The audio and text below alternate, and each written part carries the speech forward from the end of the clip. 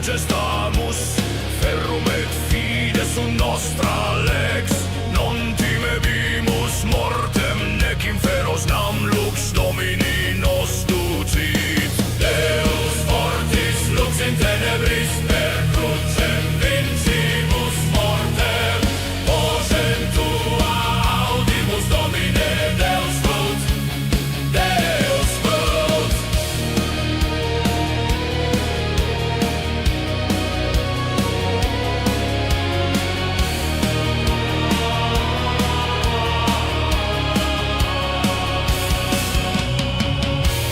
O crux sancta, spes unica,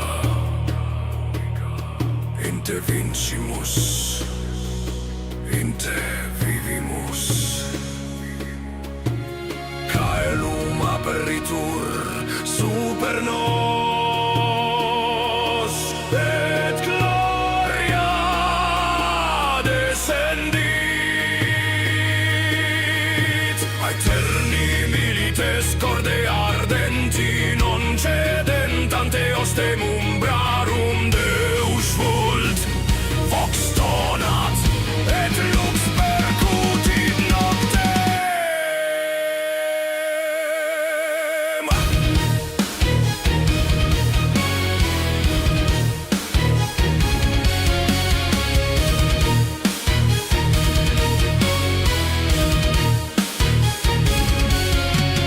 Deus vult, crux victoriae. Deus vult, in aeternum.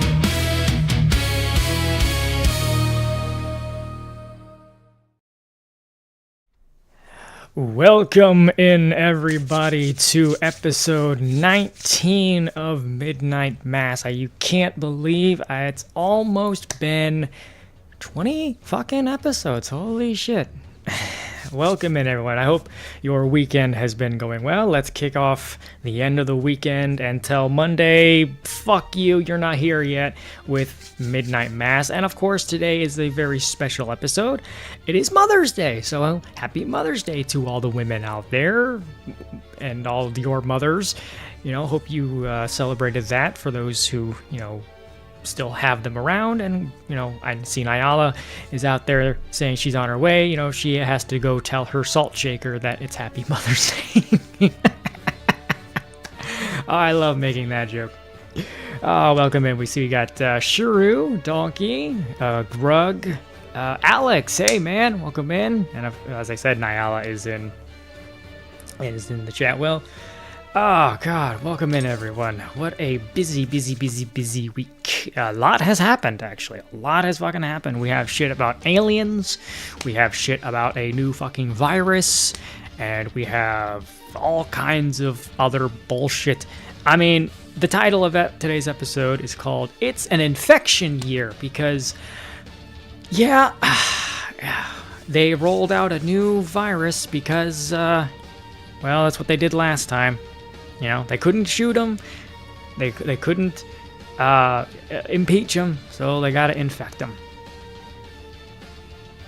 Have I heard Steel Panther's Mother's Day song? Oh, is that the one you posted? I did not get a chance to hear it, no. But now that you mention it, I will give it a shot. Oh, welcome in. So let's get the housewarming out of the way. Again, I still have my goal at the bottom for my new computer. I'm trying to get my new computer and a new monitor. Because I am looking into maybe doing what Sinatra does in dual streaming, whether that'll be on Twitch and YouTube or YouTube and Kick. I don't know yet, but I have been looking at it. But my audience is not massive enough to be like, oh, I'm gonna go move over to somewhere else. No, besides, I still do like YouTube. It's a shit thing, but I do. So there's that. And I do have a new donation alert. I brought this up on the last stream, but I do have a new dono. It's at 463. It's called Playing God. It's a clip of the new Motionless in White song, aptly titled Playing God. It's basically just about how the internet or it's honestly it's a grifter theme song. I know Chris Motionless is talking. It's mostly about toxic online trolls, and to a point, it is. I just hear it as a bunch of grifters, which I mean, Alex, you know as well as I do. I mean, there's a whole bunch of shit going on with with Bad Jeremy, you know, the quartering. I don't really care much for all that shit. I do not give a fuck about online drama. I know the false flagging is really, really bad. First of all, false flagging is something you just do not do, and something that you just really can't come back from. He's gone off the fucking deep end, but I could not fucking... Yes, oranges in the chat. What are the oranges for? Yes, I love that that's made it over here. I fucking love that that's made it over here. What are the oranges for? Oh, man. Because apparently Melanie Mack got involved, and now Chrissy Mayer is involved. And I'm like, what's fucking going on here? I'm like... And I don't know what Chrissy's saying. Like, her show's started now as well. But honestly, I couldn't fucking care less. I really, really don't. It's internet drama. I'm here to talk pop culture and politics and mostly get away from all that shit. But yeah, that's been a whole fucking thing. So yeah, I do have a new dono alert in the Streamlabs down below. I also have a fuck ton of donations that have not been hit, so if you wish to see them as well. I also have a fuck ton that have been hit, so if you wish to see my your favorite one, that's cool. I also created a emote for my channel, for my server. I mean, Discord. There we go. So if you're not in the Discord server and you wish to be, there you go, because we'll be voting on what games we play. And I have a new emote. Oh shit, can I pull it up? Let me pull it up real quick. 1 sec. It's fucking hysterical. I spent a while on today doing this. Oh, where'd I go? Oh no. Okay, so I'm gonna have to do that, aren't I? Okay, so let me do this. Is it in here?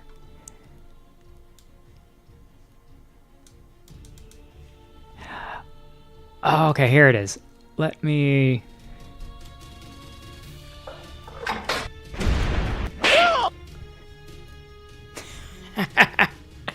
And Grug with the 374, just to say, fish. Fish! Hey, thanks, Grug. And a nice shin kick to Daryl. Actually, I can just add this to the scene. I didn't realize I still had it on my computer. I thought I deleted it. Picture. Here we go. There. This is the new emote for my server. Dirty Snake. Which, if you don't know what that's a reference to, it is a reference to my 1865 donation, which is one of my favorite I have on this channel. Pick that damn cotton candy, you dirty snicker. So I made this as an emote for my Discord. So if you wish to use that, click the link in the chat. I will remove that. Yes, I would. That doesn't need to be on the screen. Who is tagging me? What is going on? Why are you tagging me now? It's during a fucking show. Yeah. Okay. Yeah, it's nothing. Okay. Oh, no. Okay. Yes. So I thought that was fucking hysterical. But I am thirsty, and I kind of want to get the news rolling because I have a whole bunch. So let's get this part started. I feel it deep within, it's just beneath the skin. I must confess that I feel like a monster. I hate what I've become, the night has just begun. I must confess that I feel like a monster. Yes, I have the new Ultra Red, White, and Blue Raz, which is a limited edition for the 4th of July, and specifically the American 250th anniversary. So what I've basically understand is that this is a mixture of Ultra Red, Ultra White, and a little bit of Blue Raz. So I'm gonna try it out. I've been really wanting to. I also have the new strawberry lemonade. So let's see what this is like. This is basically like what Mountain Dew did a couple years ago, when they had their red, white, and dew. So. Not bad. It's okay. That's pretty good. I think it's because it's a suicide drink. You know, just a mix of everything. It's okay. I can definitely get the blue raspberry in there. Hey, Gaito, welcome in. Yes, and if you wish to be like Grug, and add to the PC fund, not the bad PC, the good PC, a new computer. Streamlabs link down below. But yes, exactly, red, white, and dew. I like that. How was you guys this weekend? How'd you go? How did you spend your Mother's Day? Did you celebrate with Mom? Did you just give her a call, a card? How'd you guys do? Because I basically just got my mom a card, you know, and then we got her some flowers and some, you know, my mom's kind of simple, you know. She's not like, oh, I gotta have this or I gotta have that, you know. Nah, she's just, you know, just recognize that she exists, you know, and recognize that, you know, she's your mom and all that stuff. Monster actually tastes nasty to me. That's okay. I mean, I like it. I mean, there are some flavors I don't like. I'm not a big fan of the peachy keen. I thought that was kind of, I was expecting more from it. 8 out, nice. I keep missing California for some reason. Weather, maybe. I would say you, as being a Canadian, you would probably be like, oh, there's more freedom in California. But it's like, is there really more freedom in California than there is in Canada? I actually don't know. Taking Mom bowling. Oh, no, I have not been bowling in so long. I fucking love bowling. Oh boy, that's a lot of fun. Most likely the weather. Yeah, like for all the shit that California gets, well deserved it does. The weather is nice, and depending on where you go, it still can look nice. You just kind of got to look past all the junkies and human shit on the wall, and on the road and sidewalks and everywhere else. Oh god, California, what has happened to you? It used to be a nice place. What happened? It used to be cool, man. Oh, but yes, we have a lot of news to talk about today. As many of you already know, that's in the Discord. I posted, you know, all my tabs, and I like to show them off because, oh my god, is there a lot to talk about. Holy fuck. Like I said, there's everything from aliens to fucking new virus to, oh god. There's more freedom in California than Canada. San Francisco and LA has bubonic plague. Ooh, oh shit, that's true. I remember that. They had a fucking outbreak of fucking actual bubonic plague. You know, that's fucked up. That in a couple years ago that we can actually have, you know, the Black Death, something that wiped out a third of Europe. Illegal aliens? Yes, and also space. Yes, there's also space aliens apparently, which we'll get to. I don't actually really believe in space aliens. Yeah, it hasn't gone away. No, it really doesn't. I mean, it's a bacteria, so it's not really gonna go away. You know, it's going to adapt. It's just what it does. But let's get to the second segment. Here we go. Let me make sure I have my hotkeys. Oh shit! No, what are you doing? God lord! God damn it! Wrong button. There we go.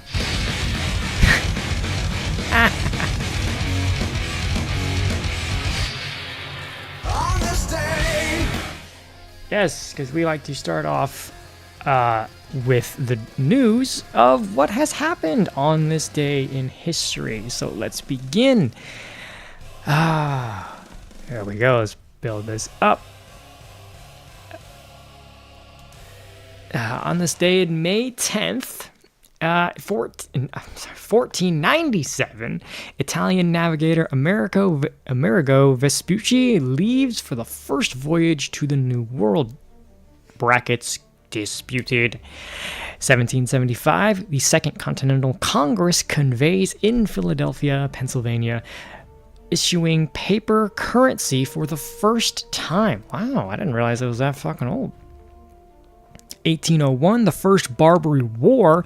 The Barbary Pirates of Tripoli declare war on the United States of America. First U.S. foreign war. Let it not be forgotten that America's first war was against Muslim piracy. No, I mean, they just keep ignoring it. Oh, God, yeah. And what's actually sad is the bubonic plague is actually the most survivable of the Yersinia pestis diseases. The septic one was really fucking bad. People actually did survive bubonic plague, albeit with lifelong scars. But still. 1857, the Indian Mutiny against rule by the British East India Trading Company begins with the revolt of the Sepoy soldiers in Meerut. Oh my god, look at that train, the Golden Spikes. 1869, nice. The Golden Spike is driven, completing the first U.S. transcontinental railroad, and I wish for you to respect its pronouns as the first transcontinental railroad at Promontory Summit, Utah, connecting Central Pacific Railroad with the Union Pacific. 1940, Winston Churchill succeeds Neville Chamberlain as British Prime Minister at the head of the coalition government. 1960, oh geez. U.S. atomic submarine USS Triton completes first submerged circumnavigation of the globe. That's fucking cool. And 1994, a year after I was born, Nelson Mandela is sworn in as South Africa's first black president. Wow. Think of that for a second. You're in Africa, and it took until 1994 to get a president that was black.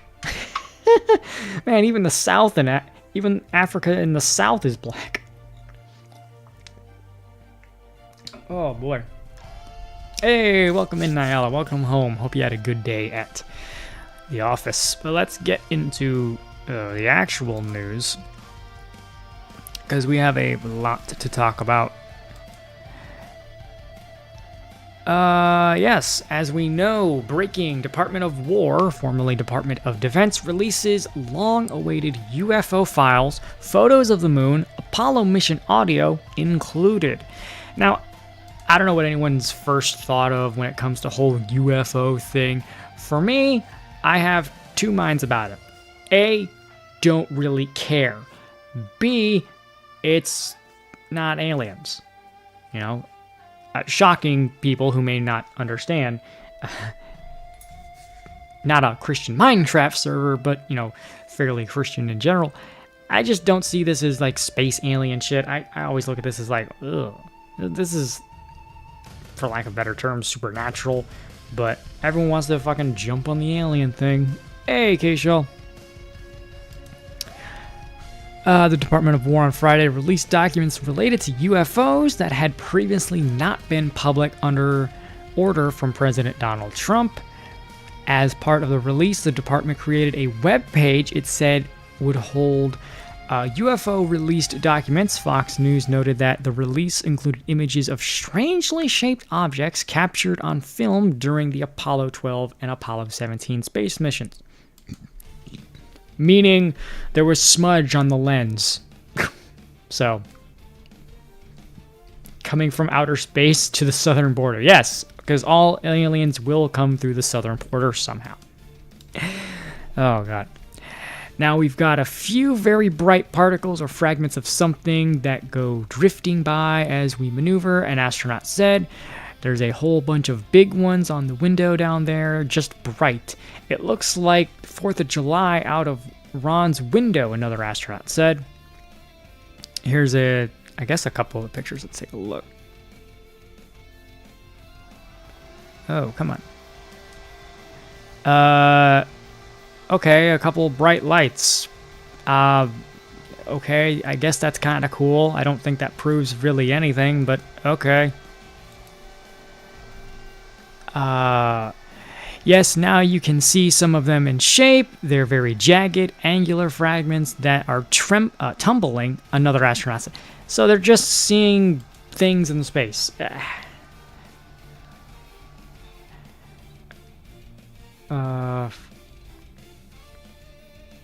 Okay. Oh, okay. Greenish skies outside. Oh, dang. That's okay. Buzz Aldrin is quoted saying, the first unusual thing we saw, I guess, was one day out, or something pretty close to the moon. One way out, I guess they were trying to say? I don't know. It had sizable dimension to it, so we put the monocular on it. The crew speculated the object could have been from their launch vehicle. See if there's any other pictures. Oh, here we go. Dump. One of the astronauts says, we've got a few very bright particles or fragments or something that go drifting by as we maneuver. The control center says, Roger, understood. Another astronaut says, there's a whole bunch of big ones on my window down there, just bright. It looks like the 4th of July out of Ron's window. Another astronaut says, yes, be safe out there, guys. Some of them in shape, they're very jagged, angular fragments that are tumbling. This exchange has long been dismissed as floating insulation. But now the White House is saying, while this photo has been previously released and discussed by keen observers, there is no consensus about the nature of the anomaly. And this all started, of course, because we asked the president about it in February. Yeah, so everyone's... Barack Obama said that aliens are real. Have you seen any evidence of not... Oh, well, that was a weird cutoff point. Yeah, they started with this fucking Obama. We'll get to him in a bit. Being asked, oh, if aliens are real, but they're not in Area 51. Yeah, aliens are real, and you let them in. The latest UAP videos, photos, and original source documents from across the entire United States government are all in one place. No clearance required. While past administrations sought to discredit or dissuade the American people, President Trump is focused on providing maximum transparency to the public, who can ultimately make up their own minds. That is a very good point to make there. Whether you believe in this or not, I don't, but some people think that there's odds of aliens out there in the universe. And my point on that is, while, yeah, everyone likes to say the odds of us being alone in the universe are very small, not really. The odds of us even existing at all is actually really small. The amount of things that have to go right for Earth to be able to sustain life is pretty insane. I think it's like one in something quintillion or some astronomically large number. It's insane. Just to have the right atmosphere and water, not to mention planets like Jupiter that, knock away most large asteroids. Yeah, I don't buy into a lot of this shit. But the American people have asked for more transparency on these topics, and President Trump is delivering. While all the files have been reviewed for security purposes, many of the materials have not yet been analyzed, or as Gary says, analyzed, for resolution of any anomalies. Various top Trump administration officials commented on the release. Pete Hegseth said, these files hidden behind classification have long fueled justified speculation, and it's time the American people see for themselves. Yes, it's time for the American people to see that it's really nothing but a whole bunch of smudges on lenses that, who cares? I mean, this is just, like it says, this is just going to fuel more stuff. More people are going to think, oh, the American people aren't getting everything, and we're still being hidden and stuff. I don't know, man. Alien stuff doesn't really interest me. I like science-y space stuff, I know a lot of people like to equate the two. I like science-y shit, like, we can actually hear planets, Like if you tune certain things, we can actually hear what a black hole sounds like or what like a planet sounds like. That to me is far more interesting. That shit is far, far cooler. For the first time in history, the American people have unfettered access to declassified government files. Let's see. Is there any other? No, I thought maybe there'd be more pictures. Let's see. Under President Trump's leadership, the Office of the Director of National Intelligence is actively coordinating with the intelligence communities to declassify these with the Department of War to ensure a careful, comprehensive, and unprecedented review of our holdings to provide the American people with maximum transparency. Today's release is the first in what will be an ongoing joint declassification and release effort. Yeah, now let's go with the same fervor as everything else. Let's say the Epstein files, and I know there's been work on that, and I know a lot of it's really just been, there's no way to really fucking do anything because most everything's gone. But, you know, can we have that now that fucking Pam Bondi is gone? Man, she was such a disappointment, man. She really was. Hey, Daka. We have seen Earth-like planets, but we haven't confirmed life. Yeah, and that's the thing. It's like the closest we can get is Earth-like. There's never been anything concrete enough. And anything that is fucking light years away, and we would have to fucking terraform. Like, this whole going to Mars thing, while I think it's cool, we would have to spend so much just to terraform it, just to make an atmosphere, you know? And while I understand colonize other planets, and that's a cool concept, what is that going to do? We can't even get this planet right. We still have fucking retards on this planet, you know? And I'm not talking in a eco-terrorist kind of, we're destroying this planet. No, it's like, we're fucking up at home. Do we really want to spread our fucking mess ups to other planets? I think we need to fix here first. I have seen no sign of intelligent life anywhere. Yeah, you were also just in California, so there is no signs of intelligent life there.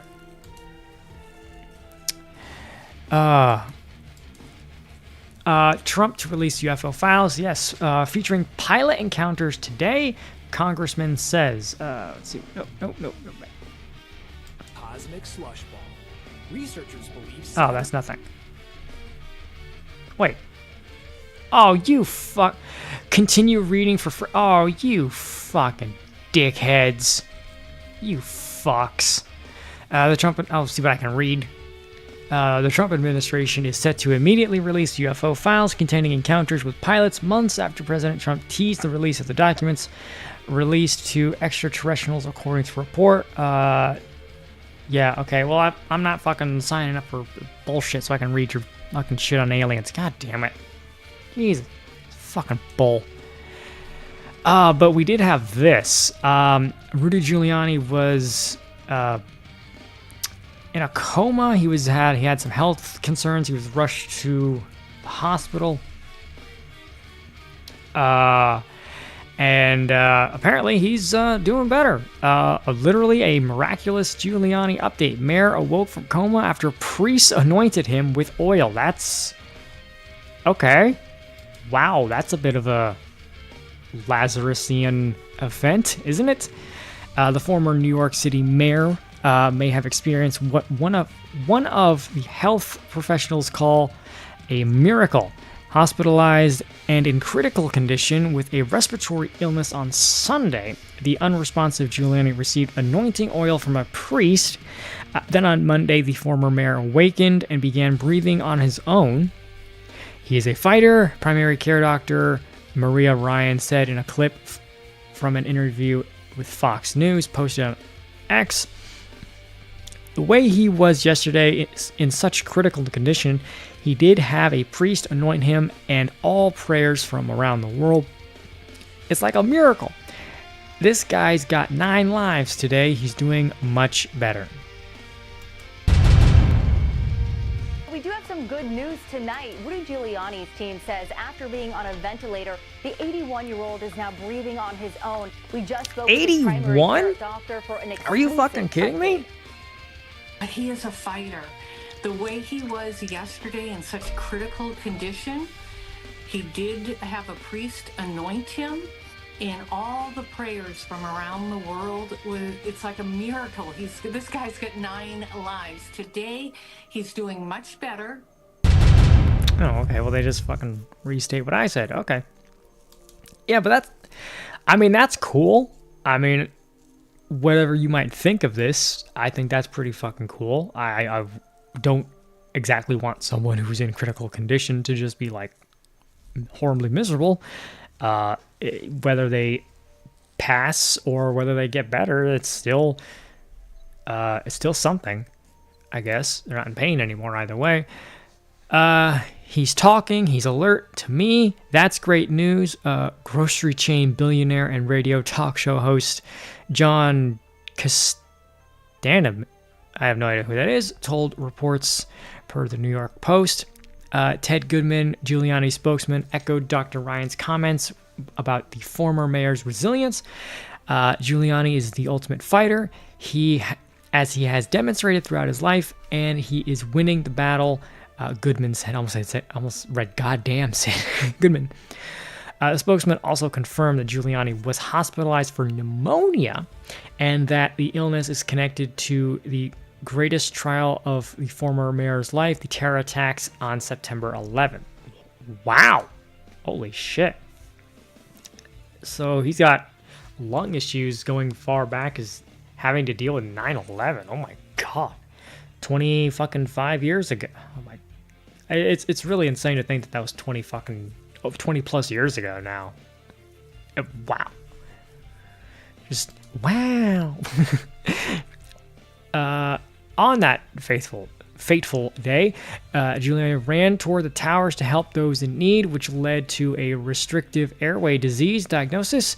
The disease adds complications to any emergency respiratory issue, and the virus quickly overwhelmed his body, requiring mechanical ventilation to maintain his blood pressure. Of course, Americans under the age of 30 undoubtedly first recognized Giuliani as an ally of President Donald Trump. Indeed, the former mayor's efforts to expose the 2020 election-related irregularities, I wouldn't say they're simply irregularities, made him one of many targets for the anti-Trump lawfare.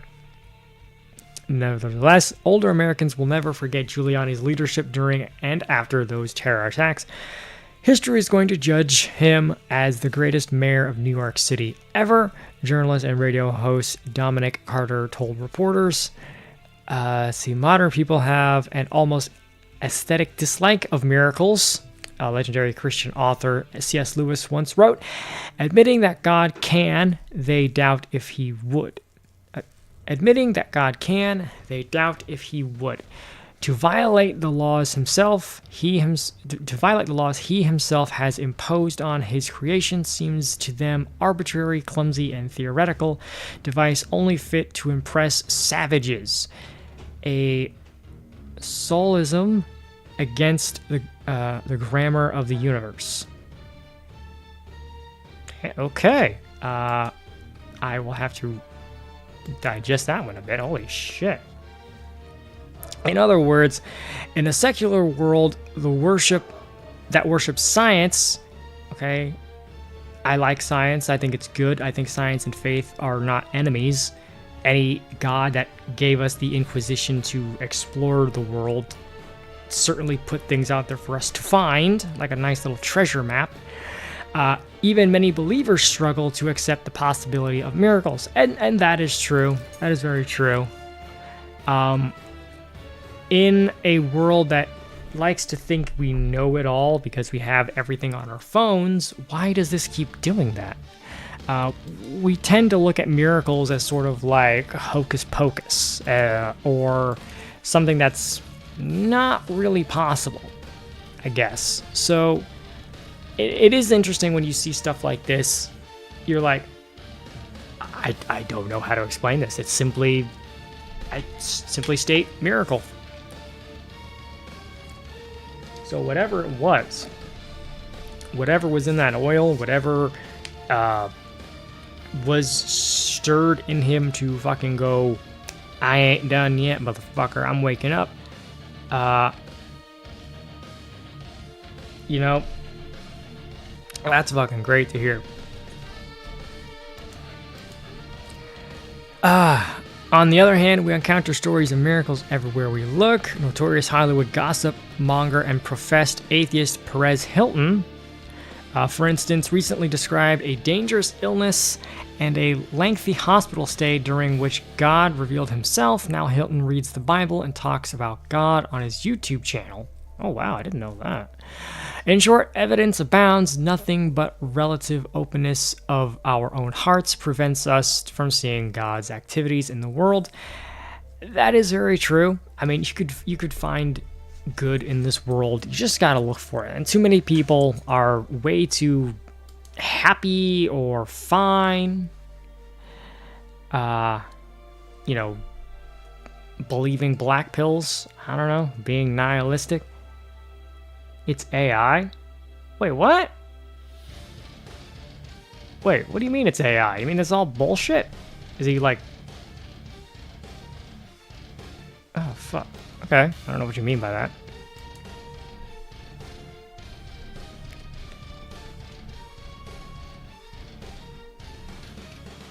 Anyway. Okay, I don't know what that fucking means.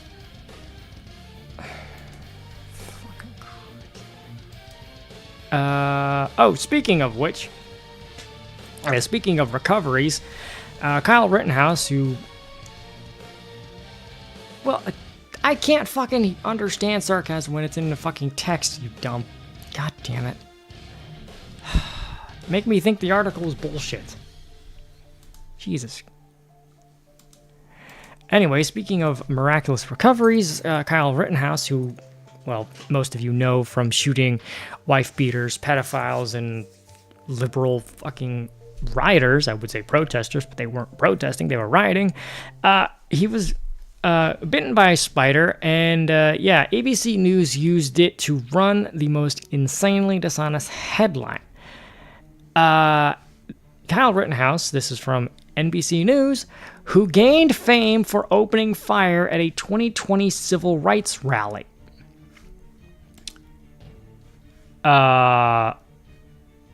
No, that is the most that seriously is the most dishonest way to describe that event, when it was an outwardly fucking riot. It was just a fucking burning of everything riot. And isn't it funny that when you shoot into a leftist crowd, you hit a wife beater and a child abuser, but when you shoot into a right-wing crowd, you shoot a fireman and father of... What was it? Father of two, I think? So NBC is obviously running cover for what was obviously, and we know this just based on the whole fiery but mostly peaceful riots. Your regular reminder that the mainstream media is, in fact, the enemy of the people, and you cannot hate them enough. Rittenhouse, a man who, in self-defense, shot a couple of pedo rioters in Kenosha, Wisconsin, as the city was being burned, self-defense proven in court, is still being lied about. Here we go. NBC News, who gained fame for opening fire at a 2020 civil rights rally. No, it wasn't a civil rights rally. It was a protest, most likely sponsored by the SPLC, where you had a whole bunch of, I would say, fake neo-Nazis, but they were real ones, and the left was happy to use them. But he was hospitalized after being bitten by a venomous spider. The venomous spider in question was a ironic brown recluse. Yeah, let's take a look at this. This is the civil rights rally.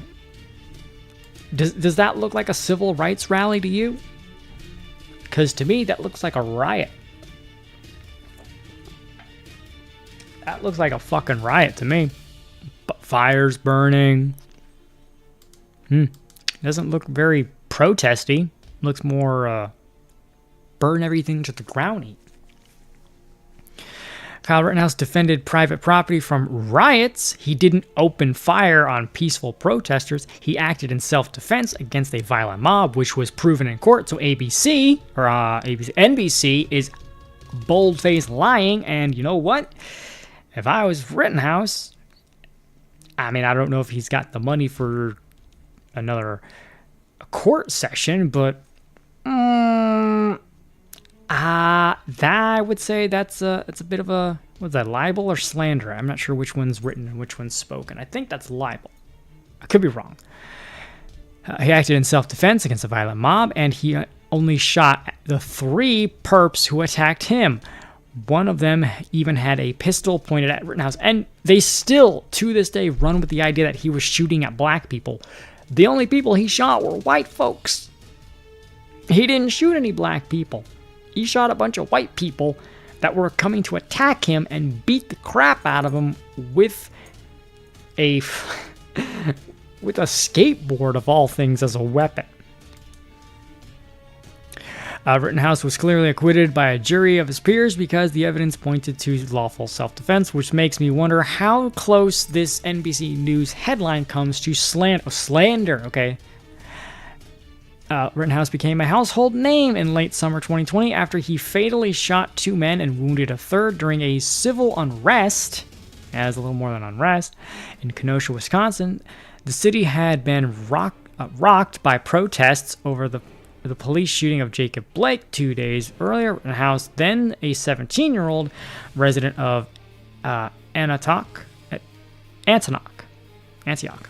Illinois, went to Kenosha with an AR-15 style rifle and first aid kits, saying he was there to protect property and render any medical care. He ended up killing Joseph Rosenbaum and Anthony Huber and wounding paramedic. Really, the way you phrase this is so fucking dishonest. He shot and killed this guy and that guy, and he wounded a paramedic. Are you fucking kidding me? They were attacking him, you dumbass. Opened fire at civil rights rally. Here's what was going on. Yeah, he was being beaten up. He was being attacked. Are you leering today? Yes. Yes. Libel is written, slander is spoken. Think lib. Okay, there we go. Welcome in, Steve Dave. Steve Dave, did you see the new emote for the server? Did you see the new one? I brought it up on the chat for a second. So, civil rights rally. Thugs were rioting and burning down Kenosha. Kyle Rittenhouse only fired when he was attacked by a bunch of pedos. Didn't even realize Kyle Rittenhouse didn't shoot a black person until very recently. Yeah, nice to join the party. Again, a stark reminder that the media will lie to you to promote a narrative, but there is a double standard of behavior for those who fit the narrative versus those who do not. Calling him a noted firearms enthusiast while omitting the fact that he killed 2 people is quite an editorial choice. Yeah, and you still don't hate the media enough. Know what? Oh, I have a new emote for the server, which kind of was inspired by your favorite donation alert. Oh shit. I deleted it. Give me a sec. I'll pull it up.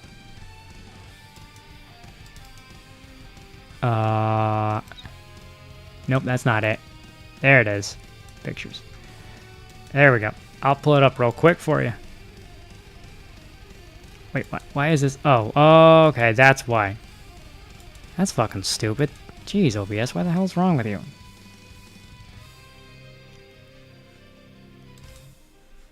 That's fucking weird. There we go.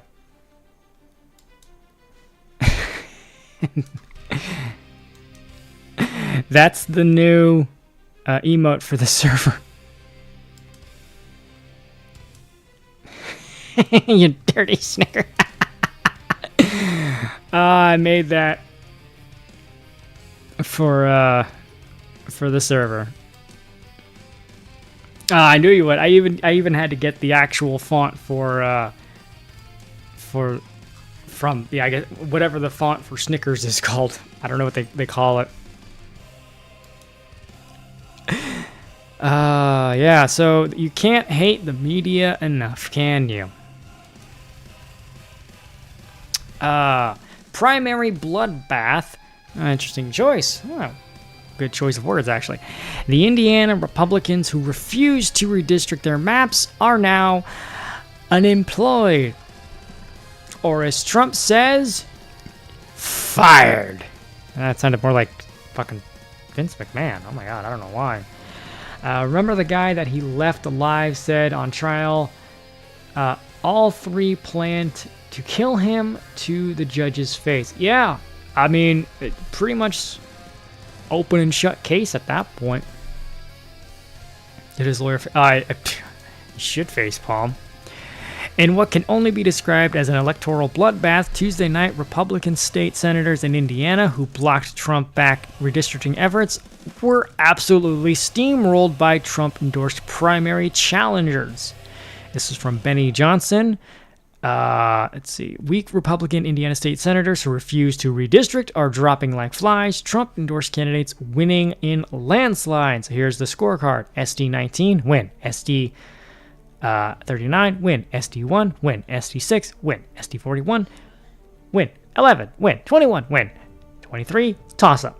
So, yeah, for all those people who want to bitch and complain that Trump's not popular, Trump's losing ground, Trump doesn't have the power he used to have, or as someone would say, Trump 2016 would dog walk Trump 2020, 2024. No, Trump is more popular now. And while I do agree gas prices need to go down, I do understand that you can't rip a Band-Aid off without a little pain. You can't remove a Band-Aid without a little bit of a sting. And the sting is getting the fact that we don't need to be so goddamn dependent on fucking goat-humping oil merchants. Why are we so fucking dependent on them? We have everything we fucking need under our feet.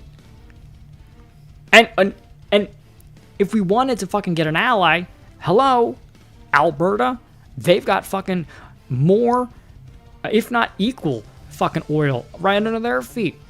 If you want to do that, and I know Trump did the whole pipeline thing, Keystone Light, as they talked about it last week. Who's been listening to Harry Sisson? Oh my god. Fuck, that dude has the most punchable face.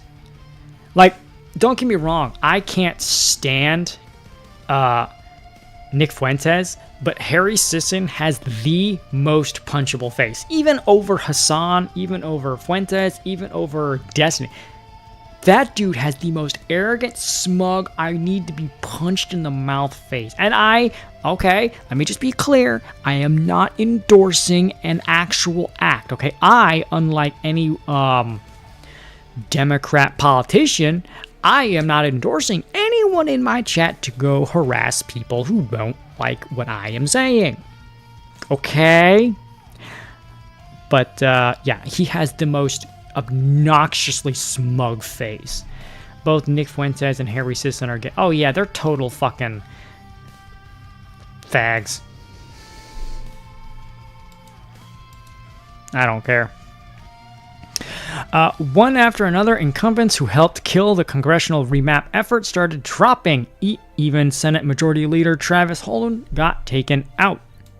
We are projecting that Trevor DeVries, the challenger, backed by Donald Trump, to State Senator Dan Durnell, has won the primary in Indiana's first state Senate district. Durnell, one of the Republican incumbent state senators who voted against, who didn't vote for, he voted against the redistricting plan, the Trump-championed redistricting plan, ran afoul of the president, and now has lost his seat because of it. That is 1, 2, 3, 4, 5 now defeated state Senate Republicans in Indiana in their primaries.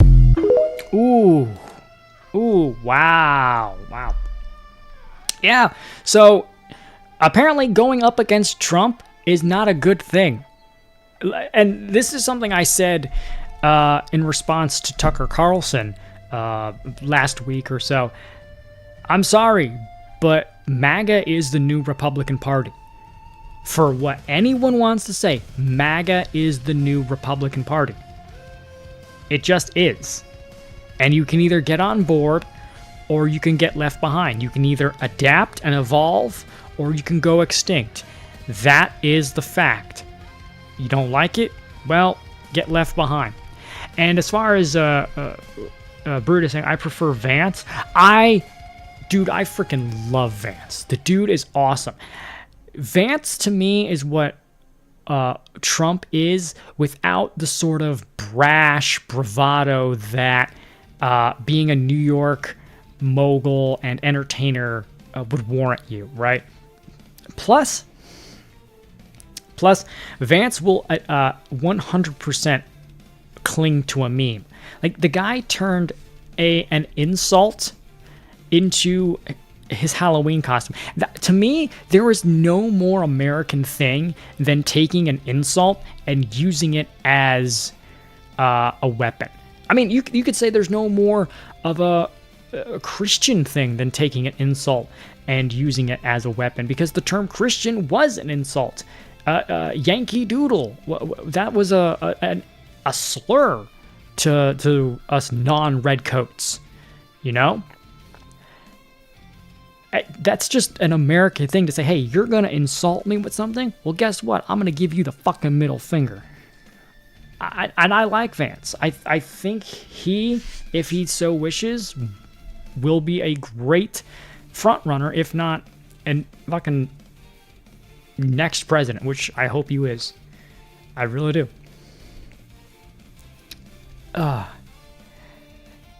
Christian feels exclusionary to Catholic. Okay, so when I say Christian, I mean just people who follow Jesus. I could not give a flying fuck when it comes to denominations. I really, really don't. I think the Protestant Reformation needed to happen because the Catholic Church at the time was being bad, but I also like to use the term Catholic as it originally meant, which was universal, right? It just meant that everyone was welcome. It was the biggest tent ever possible. It wasn't based on nationality. It wasn't based on ethnic background. It wasn't based on anything more than you following the Messiah. I say cross people. That's just funny. No. Steve, it's 2026. We don't say black people or whatever. We say people of color. So it's not cross people, it's people of the cross. Which, honestly, that sounds cool. I will say, that does sound pretty cool. People of the cross. Or as Muhammad calls us, people of the book. But he also refers to Jews as well. This is not normal primary night. That's a message. The fight centered around a Trump-backed effort to redraw Indiana's congressional maps during the midterms in a way that would have strengthened Republican representation in Washington.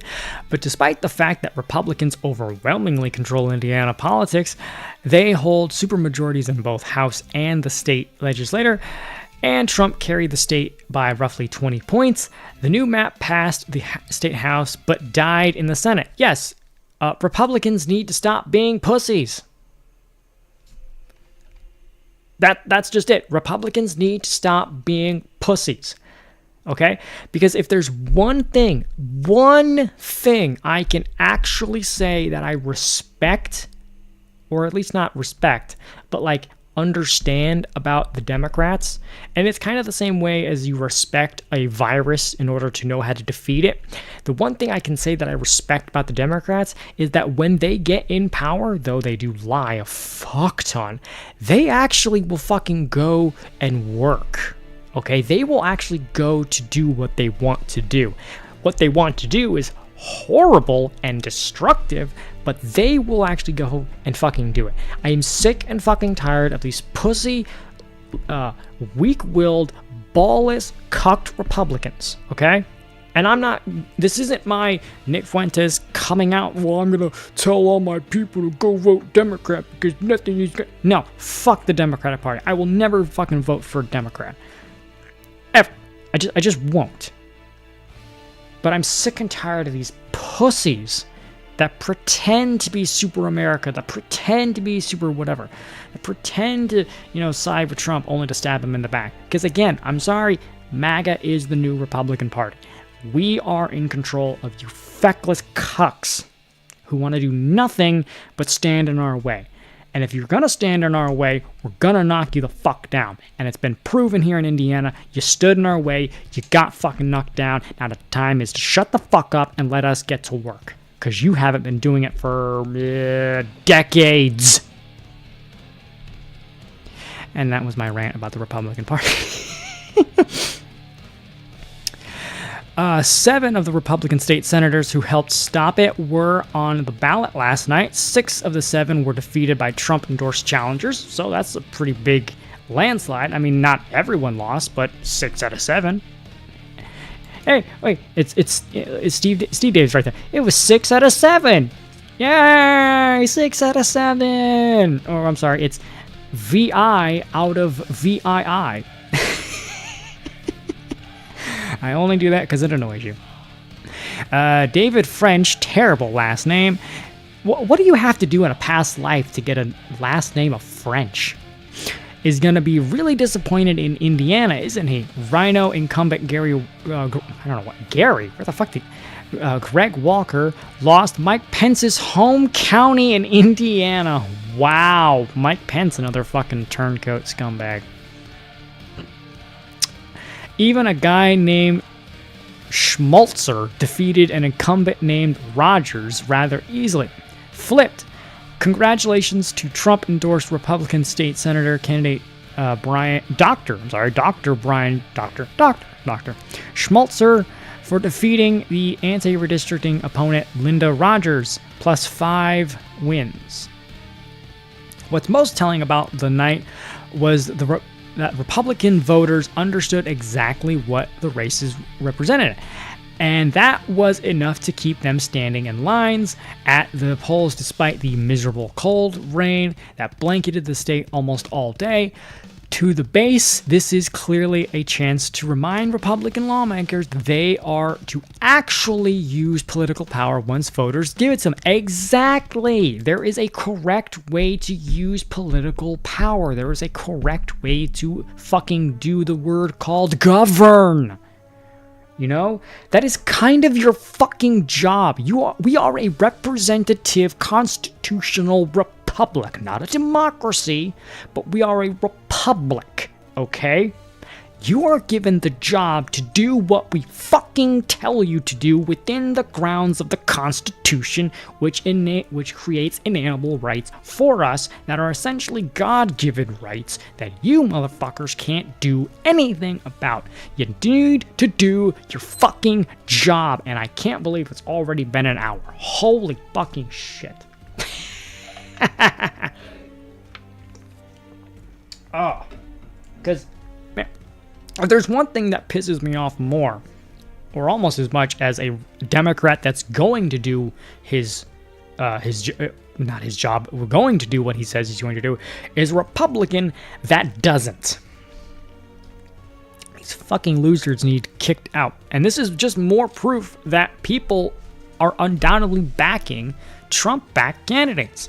So Trump still got some sway. He really does. And he's I think the majority of the candidates he does back end up winning. Not all of them do, and there's for various reasons that happens. But most of the candidates that have his stamp of approval end up winning. So I think it's time for those guys to get on board and do your fucking job. Indiana Senate Majority Leader Chris Garton just gave a fiery speech in favor of the 9-0 map. Some will say these maps are political. Let me be clear. You're damn right they are. Fuck yeah! Political policy is political. America. Streets are political. Look God. at Indianapolis. We need some USA fucking pop up right now, man. We need some America right now. A drug-free Indiana is political. I got my ultra red, white, and blue Raz. We need some Peace in America. the Middle East is political. Fuck yeah. Dealt with it firsthand. A little bit, sure. It secures 2 more seats for the Republican Party, means that we continue to see overdose deaths drop by 20%. Then I'll draw that map every single day of the week and twice on Sunday. And speaking of which, there was a pastor or a preacher or whatever that my mom likes. His son was 20-something years old, and 20-something, yeah, and he overdosed. That's insanely sad.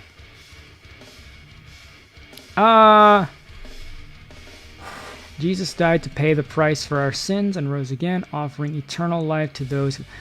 I mean, I'm not gonna shoot. I'm not gonna, stop you when you're shooting good. I mean, hell yeah, that's very true. I mean, that's the... I mean, look at the fucking scenery, dude. New visitor. Yes, be nice, be nice. We have a new mass hole, apparently. But welcome in, dude. If you're new here, my name is St. Michael, also known as the Vexorcist, and welcome to Midnight Mass, where we talk about things that annoy us. Praise Jesus yesterday. Yeah. And this is why truth matters more than power, despite what some spoon online wants to tell you. If drawing a map means that we'll continue to see a 93% drop in illegal immigration, then I'll sign it with a smile on my face. Damn right. We're not here to be neutral arbiters of decline. No. We're here to be active agents of American greatness. Damn right. So I ask you. Wait. You asked me what? What? I want to know. I fucking hate that it cut off at that point. What the? I'm waiting. Fuck. Anyway. Yeah. You know what? I'm all for using political power when it is necessary and in the correct way.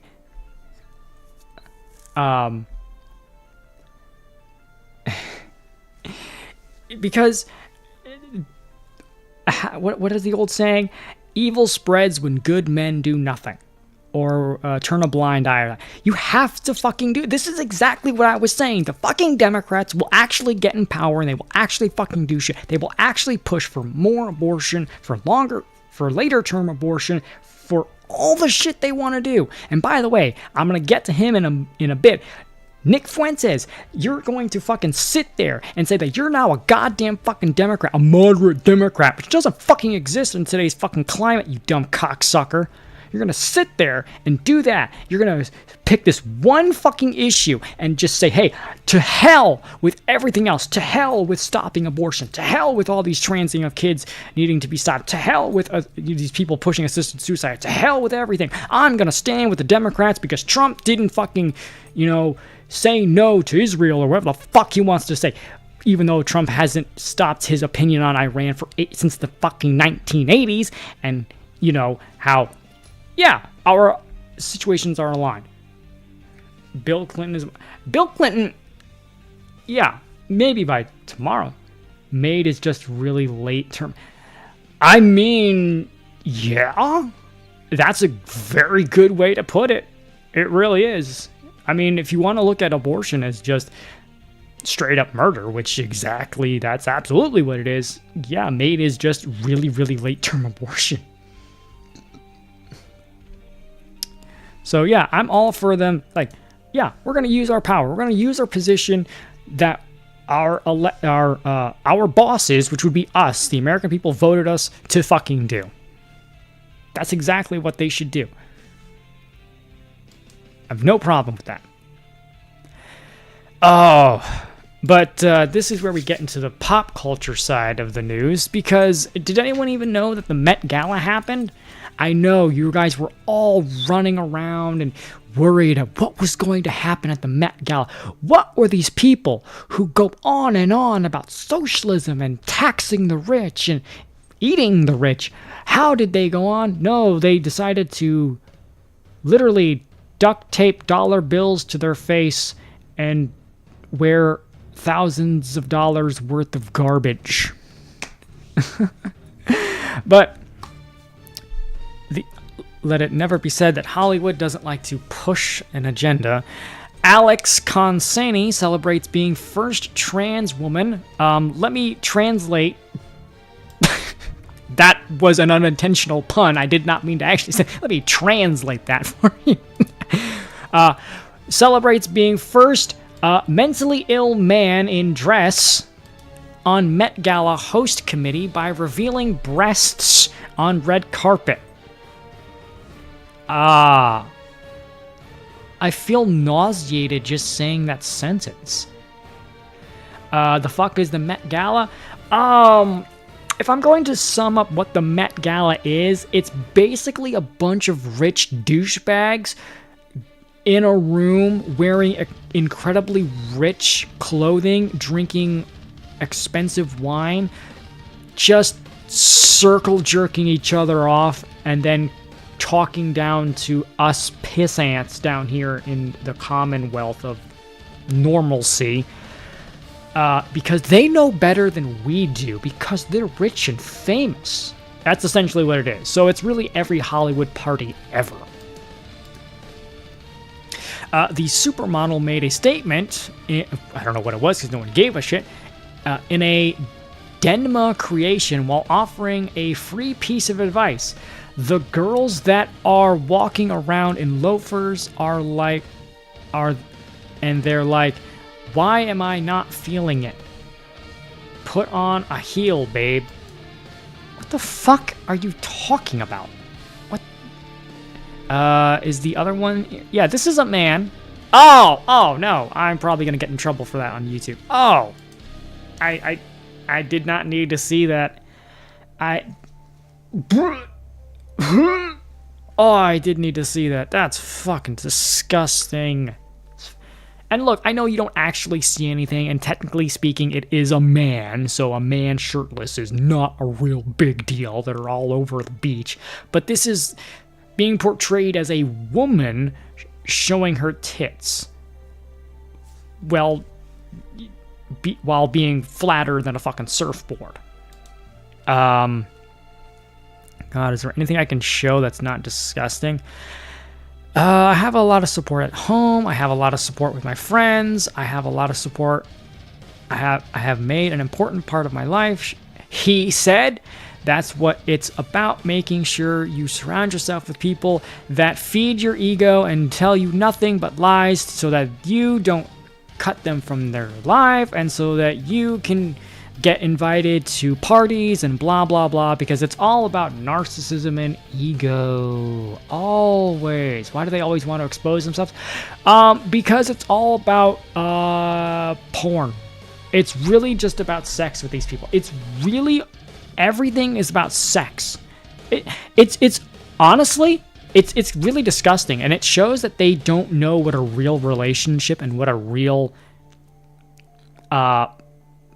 I guess partnership, couple is, because everything to them is sex. That is why every character in media who are friends, who are like, look at Harley Quinn and Poison Ivy. They're two women. They can't possibly just be friends. They have to be secretly wanting to fuck each other. You know, they don't. And look at that Pragmata, right? They couldn't understand a man wanting to protect a young girl. Now, obviously, the girl is a robot, but the idea of a man who has no children still having the protective instinct over something that is considerably much less, much more defenseless. I don't understand that kind of bullshit, that kind of relationship, and they just spew bullshit. It really does have to stem from a very bad upbringing, a very bad parenting, and I mean, it's obvious. I mean, you're talking Hollywood. How many horror stories do we have to see about these people that grow up that were just thrown into the Hollywood pedo machine at such a young age? I mean, I feel so bad for a lot of them, and thank God for like Macaulay Culkin. Like he seemed to escape, and he's a guy who was fucking been told that, oh, didn't Michael Jackson touch you? No, he didn't. That's all bullshit. Knocks 2 donuts together. Oh God, now I want donuts. To be absolutely fair, I like the Harley. I mean, I get it, but it's like they do it with they do it with all of them. I mean, now Tim Drake is gay, fucking Superboy is gay. It's like two people just cannot be a relation, cannot just be friends. They have to have some weird. And I think this really does stem from the fact that too many of these fucking companies have done nothing but put shippers in their hiring process. They have done nothing but hire Reddit and Tumblr ship posters. That's all it is. That's why Star Trek sucks. It's why Star Wars sucks. It's why fucking Doctor Who sucks. It's why Lord of the Rings sucks. It's why DC, Marvel suck. They are just... Be proud of your infection. Well, I guess you could have that mean happy. I don't know, Niall. It still does mean happy. But yeah, the Met Gala did this disgusting thing. And it gets funnier. It gets funnier because the final boss of wokeness has hit. We have peaked in wokeness. We have officially hit peak woke. Because at the Met Gala, Ariana Rose Phillip, on attending his historic first Met Gala, Girls, I've Made It. This is a black, trans, disabled, wheelchair-bound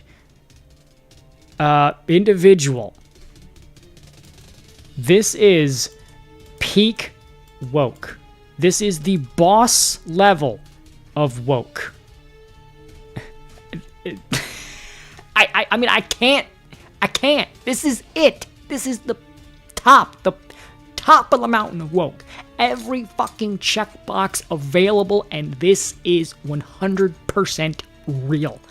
The only thing that I think could be fucking top is that the fact that Ricky Berwick came out, and his response was wood. He was just like, that's it. Netflix Stephen Hawking. Oh, man. But I will say this, for those who know, and Alex, you do know, I wish to congratulate Kada. I wish to congratulate Kada on your first Met Gala. Cheers, dude. But this is fucking it. This is peak fucking woke, dude. Ariana Rose Phillip, in Antigone, American model and musician who has quadriplegic cerebral palsy. Now, let me be perfectly clear. I'm not making fun of people that have this particular whatever. I actually have a cousin that has cerebral palsy. I legitimately do. I know how incredibly difficult that is. That is not the problem. The problem is that this trans whatever, I mean, honestly, this thing is proving that you can be a fruit and a vegetable at the same time. Oh, it's a tomato. Is a trophy, is a checkbox, is nothing more than a look at me, I am so great. It's just where are we gonna go from here? There is no more woke we can do. I mean, unless you have this plus Palestinian refugee Muslim. Like, where are we going? This is it. Wokeness is officially done. It's peaked and it's done. We've hit the top of the bell curve. Time to go back to normalcy for a fucking change. It's like, this is insane. Oh wait, why do I have that? Okay. Rachel Zegler dresses as victimized queen at Met Gala, gets roasted on X for bizarre jaw movements. Yeah, this is it. This is what's being described as coke jaw, apparently, because she's going through withdrawal. What is that? Is she readjusting her Invisalign or something? What the fuck?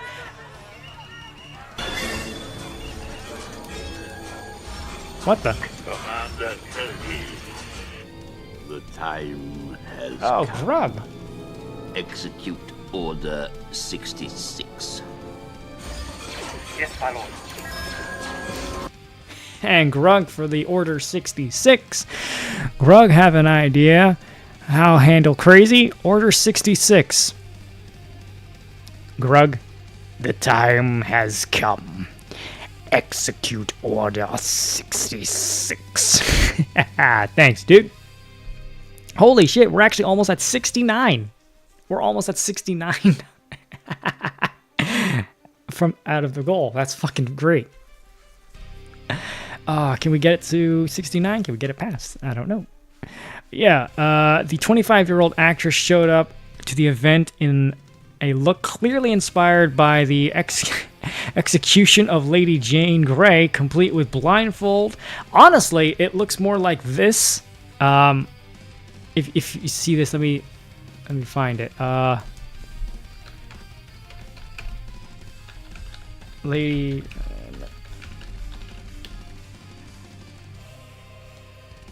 It looks more like this. See? Come on. Some scales and a sword in her hand. She looks like Lady Justice from Metallica. I actually have the Funko right here. It was one of the very first Funkos I ever bought. What the fuck is wrong with these people? See? Okay.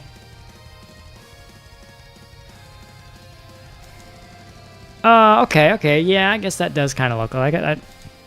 Oh god, yeah. But to me, it just reminds me of Lady Justice from Metallica. That's all I see. In canon and legends, he regretted firing on Kenobi. Oh yeah, Netflix Lady Justice. Exactly. It's Netflix. Is Zegler secretly a Habsburg? I have no idea. I know she's a not-so-secret moron. Rex managed to resist his chip for a bit. Honestly, and I might get a little pushback on this, I fucking hate the implant chip thing. I fucking hate that. I always thought that in episode 2, it was kind of sort of not so much explained that they were loyal to whoever paid for them. So we all know that Palpatine was actually the one to pay for them. So I always saw it as they were never loyal to the Jedi. They were never loyal to their generals. They were only loyal to Sidious, and he just was like, hey, for right now, you take orders from them. I hate the mind chip thing. I would have much rather them just be super fucking devout clones. I'm not a fan. Jay Leno. Yeah. I mean, she might be inbred. I don't fucking know. The Lady Jane Grey reference isn't subtle. The painting captures a young woman, a teenage queen, moments before execution, blindfolded, helpless, led to her death. It's one of the most famous visual depictions of innocence being destroyed by forces beyond her control. A pattern of self-mytholization. This isn't the first time she did this to draw comparisons between herself and iconic artists or icons, and that's part of why the Met Gala moment is hitting why the way it is. And to everyone who hates when I win, the winged victory came to the Louvre in pieces, and people still line up to see her. And I can only hope that despite my flaws Which And there are despite many. my cracks and my breaks, and there are many of them. Yes, we know. Oh my god. I don't care. I just don't care. This is just more Hollywood fucking self-flagellation. I just don't care. But it's very fitting you did that donation when you did, Grug. Star Wars viewing figures show disturbing lack of faith in sequel trilogy. Well, welcome to the fucking party, IGN. We've been telling you this and called racist and sexist for fucking 10 years now. Since at least 2015. If not just 2018 when The Last Jedi came out. Oh my god, was that movie fucking god-awful. Newly released viewing figures for Star Wars movies and TV shows, which I have seen none of them because they're all crap.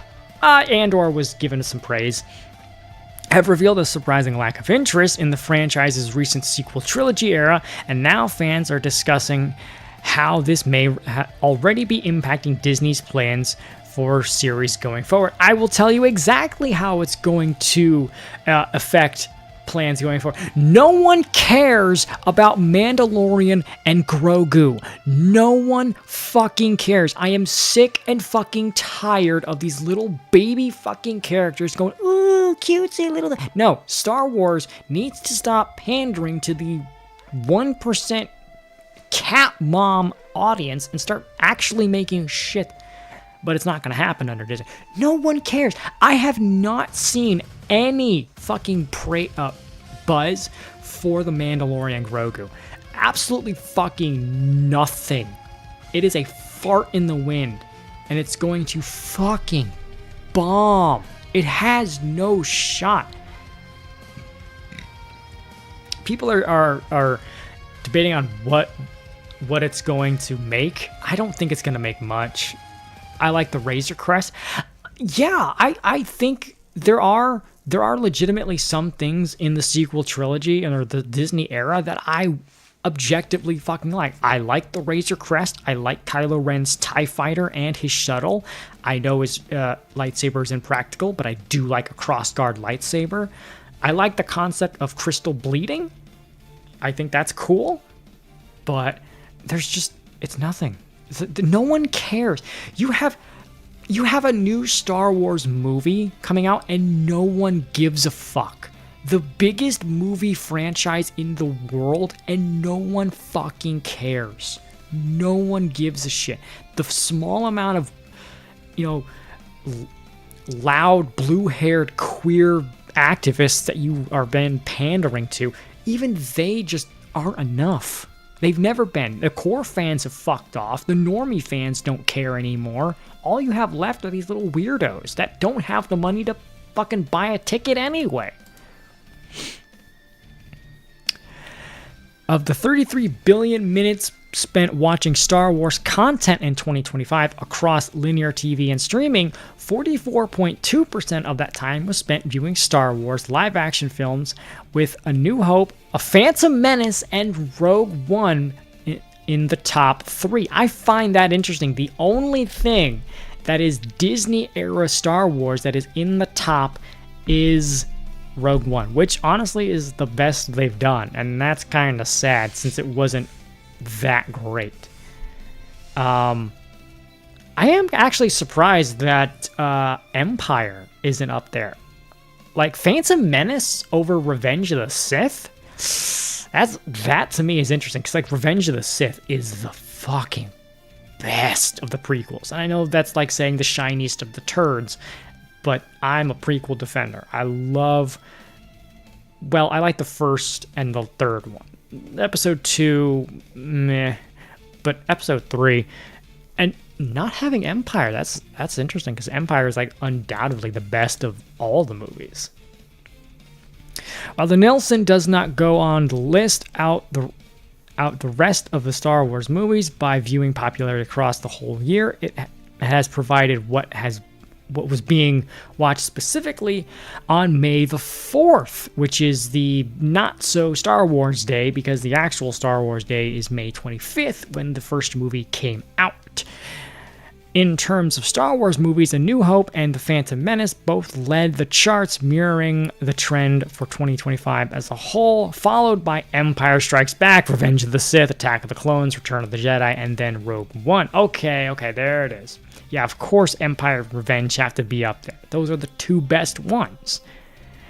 But all of this is just to say that these people are shocked that these movies are not popular. No one cares. No one cares. No one cares about Rey. No one cares about Kylo Ren. No one cares about Mando. No one cares. It's getting to the point where no one cares about characters that were created pre-Disney that have just been shoved in our face, like Ahsoka Tano, like Bo-Katan, right? They're even ruining characters like Mon Mothma, right? By turning her into some like fucking girl boss shit. And Disney's done this to themselves. Disney has absolutely done this to themselves. No one cares about your fucking shit. I'm just going to go over this really quick because I'm a real big fan of GTA. I've been actually talking about it last few weeks. This is interesting. Bank of America has demanded that GTA be $80. I'm just going to sum this all up. Go fuck yourself.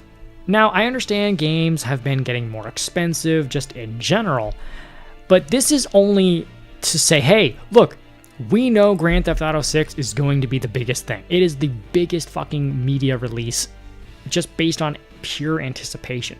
They want to justify hiking their prices up so that they could be like, oh, but GTA was $80. Okay, let me tell you something. GTA can be $80 and people will still fucking buy it. Your garbage slop cannot be. Mixtape could not be sold for $80. I'm sorry, but it can't. Okay? I am so sick of this universal pricing thing. Not every game needs to be the same price. Price it based on what value it's actually going to provide. Now, I don't want GTA to be $80 base game, but if any game can be, I mean, it could. I think so far the rumor is it's going to be $70 base game, which, I mean, I just want to know what the collector's edition is going to be and what the collector's edition is going to contain. But as far as Bank of America is concerned, they can go fuck themselves. They have no say in this. 60 Minutes warns of white nationalists help people after national disasters to advance their racist propaganda. So, apparently, it's now racist and white nationalists to help people during natural disaster events. It is now racist to help people. Look, when this is what pisses me off about the left and the term racist, because everything, when being on time is racist, when saying speaking American English is racist, when not committing crime is racist, when simply helping people, like, what are you fucking doing? A surge of tornadoes tore across a large swath of the country in April. This is 13 minutes? Carving a path of destruction. Over 200 tornadoes. Oh, no. And dumping them on your kitchen counter. Sheriff Lowell Griffin faced a daunting rescue task. Okay, let's see if we can just get some things here, because I'm not watching the whole thing. A pattern has emerged in recent years in which malicious conspiratists and white supremacists show up and to hard-hit communities as they did in Texas, offering help. You do not hate the media enough. You do. It is now racist to be a white person and go to harmed communities. And it doesn't even say that communities necessarily had to be black or anything. It is now racist to go to communities that have been completely and utterly devastated by some of the most destructive natural disasters in the world, be it tornadoes or hurricanes, and offer help. I don't know what to say. This is beyond fucking parody to say that I'm going to go out and give water to those people. I'm going to clean up their yard. I'm going to pick up their destroyed fence and, get, a trash can and pick up their maybe broken glass and shingles, maybe help them if they got a flood. That is now racist, apparently. To help your fellow man. They've been called disaster tourists who are out to sow doubt in government, soften their own image, and gain followers. So what they're saying is because the average American can do a better goddamn job than fucking FEMA, that is racist. And they're nothing but fucking grifters. They're disaster tourists, making them look good. And look, there are people that do good just to be looked at as good. There's a lot of, phony Christians out there. I'm not denying that. But what the fuck kind of shit are you smoking to get this kind of insanity? FEMA is useless? Oh, dude, I'm in Florida. I know exactly how fucking useless FEMA is. It's unbelievable. They are dog shit. Okay? Does anyone remember the Katrina hurricane? They are still trying to clean up after that. And that was in 2005. Yeah, I remember that. Dude, well, speaking of Grand Theft Auto, there was a hurricane, I think it was Sandy? Hurricane Sandy that hit up in New York, New Jersey? Remember that back in like 2013? I think it was 2013, maybe it's 2012. Dude, FEMA is fucking useless. The Amish are still rebuilding North Carolina. Dude, I would trust the Amish over FEMA, and I know that's not a difficult choice, but yeah, it was Hurricane Sandy, Hurricane Andrew. Oh, dude, again, I remember that one, dude. There was a hurricane named after me, not after me, but it had my namesake, Hurricane Michael. I knew people that were where it hit. I had a friend who recently just had moved up to Mexico Beach right as it was happening, and he sent videos of just the storm, how fucking disastrous it was. Wait a sec, are you saying that the Amish will build your stuff for free, but the government charges you taxes for it? I think something is amish. Oh, fuck the fucking media. Oh, but speaking of this, I bring this up only to make the dumbest, well, not the dumbest, but a dumb joke. I don't know. Let me get in my Alex Jones voice. I don't know. I'm kind of retarded. It would appear that they're putting chemicals in the sky, making the clouds gay. Yes, this ultra-rare rainbow cloud was caught on video last week. This is really cool. And I know the fucking queers have ruined the rainbow, but I just look at that. I have never seen a cloud like that. FEMA denied help to Republicans. Bingo! Chemtrail clouds. They're putting fucking chemicals in the sky. They're making the frogs gay, or the clouds gay. This is cool. I mean, that's pretty cool. Oh, here's a different view of it.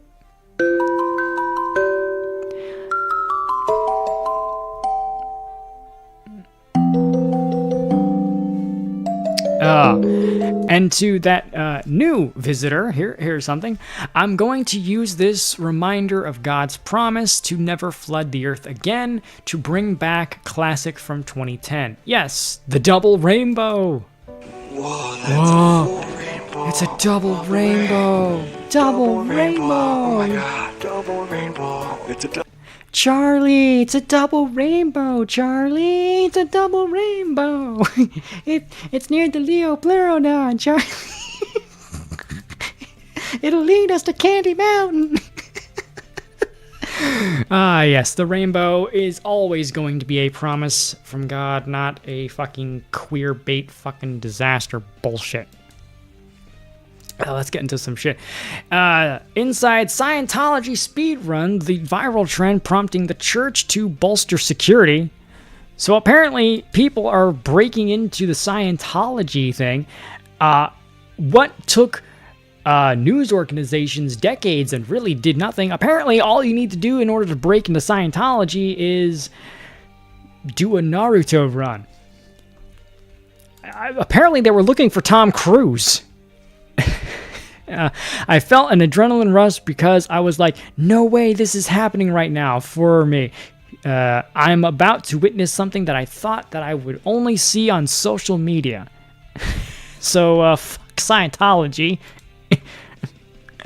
And I just want to say, Mom, Tom Cruise won't come out of the closet. Hey, Tom Cruise is a fudge packer. That's not all. Nirvana droid, or as I call it, the B1 Buddha droid, humanoid robot Gabby converts, quotes, to Buddhism and becomes a monk. I didn't realize that a robot could become a monk. This is really funny. Apparently, robots are finding religion. I just want to say, Futurama did it. This was a fucking joke on Futurama when Bender found religion. Guys, I want to announce I have found religion.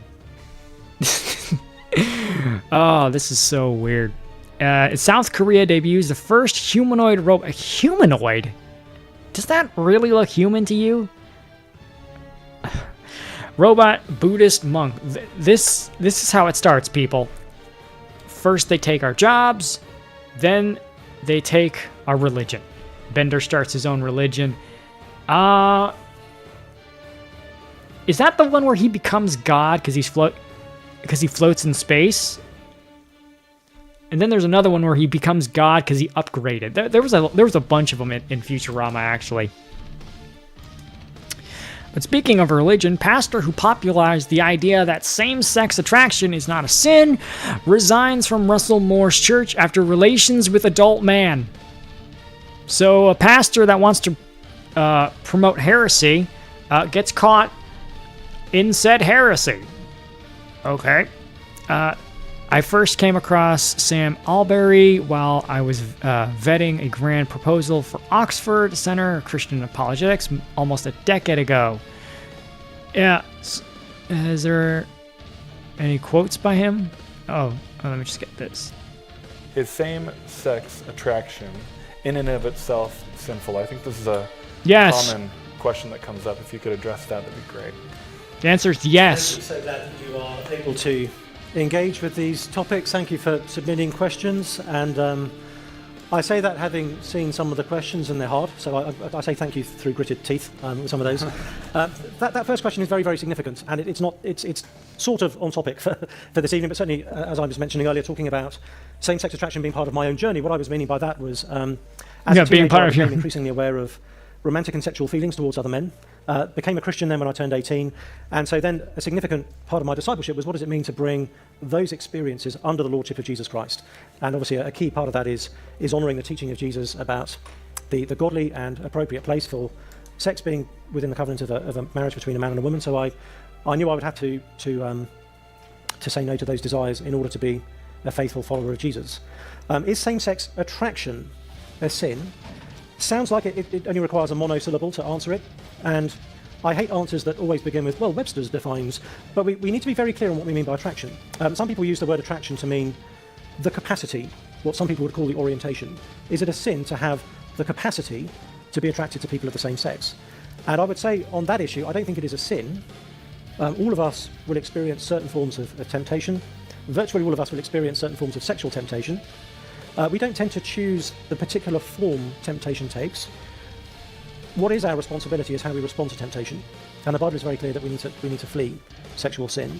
So the Bible makes a distinction between temptation and sin. Jesus in the Lord's Prayer says, "Deliver me from temptation, but forgive me." All right, you know, Steve, forgive us Dave. for our sins. Go get some sleep. So the experience of And don't being forget to hit the like is button, not guys. in and I of know he's itself a going to sin. bed, but that doesn't mean It he is, is however, keeping a an eye. reflection of the fact that we have a fallen nature, that we're even tempted in these ways, is a sign that we're not the way we're meant to be. Okay, I'm just gonna pause this because you could say that the temptation alone is not necessarily. It's the acting on it fair, but the irony of this guy promoting this and then getting, you know, I guess caught being gay, very funny and ironic. But here's actually some decent news. Pastor cop talks suicidal man off of Jacksonville Bridge. So this is in, well, my sort of area of the woods. We usually think of police work as putting their life on the line while catching bad guys, but this right here is one of the best reasons to become a cop should you pass the actual trials. Jacksonville police officer Antonio Richardson prays for a young man who was standing on the edge of a bridge ready to take his own life. Richardson conversed with and prayed for the man for 40 minutes. When I got the call, I was just there to stop the traffic, and then whatever you're going through, man, you can get through it. I'm not from Jacksonville, but Jacksonville is Florida, you so can get through this. Come on, let's talk about it for a minute. Can I at least have a prayer with you? You believe in prayer, I know that. Can I at least have a prayer with you? You mind if I just hold your hand and pray with you? Come on, man, touch my hand. Touch it from this side. Look at my hand. Just touch my hand. Just touch my hand, man. I'm praying with you. You're hurting, but if you jump, you're gonna hurt other people. And they're gonna be hurting just like you hurting now. The cycle got to stop of hurt. The sight of hurt got to stop. I know you got a lot going on. You do. But whatever, if you make that jump, it is going to be 100 times worse for everyone you care about. I know you don't want to do that to them. Ruin them. Right there. Come on, man. Come on, please. There you go, man. Come on, man. Come on. Oh. Come on, bro. Fuck. That. Come on. Come on. It's all right.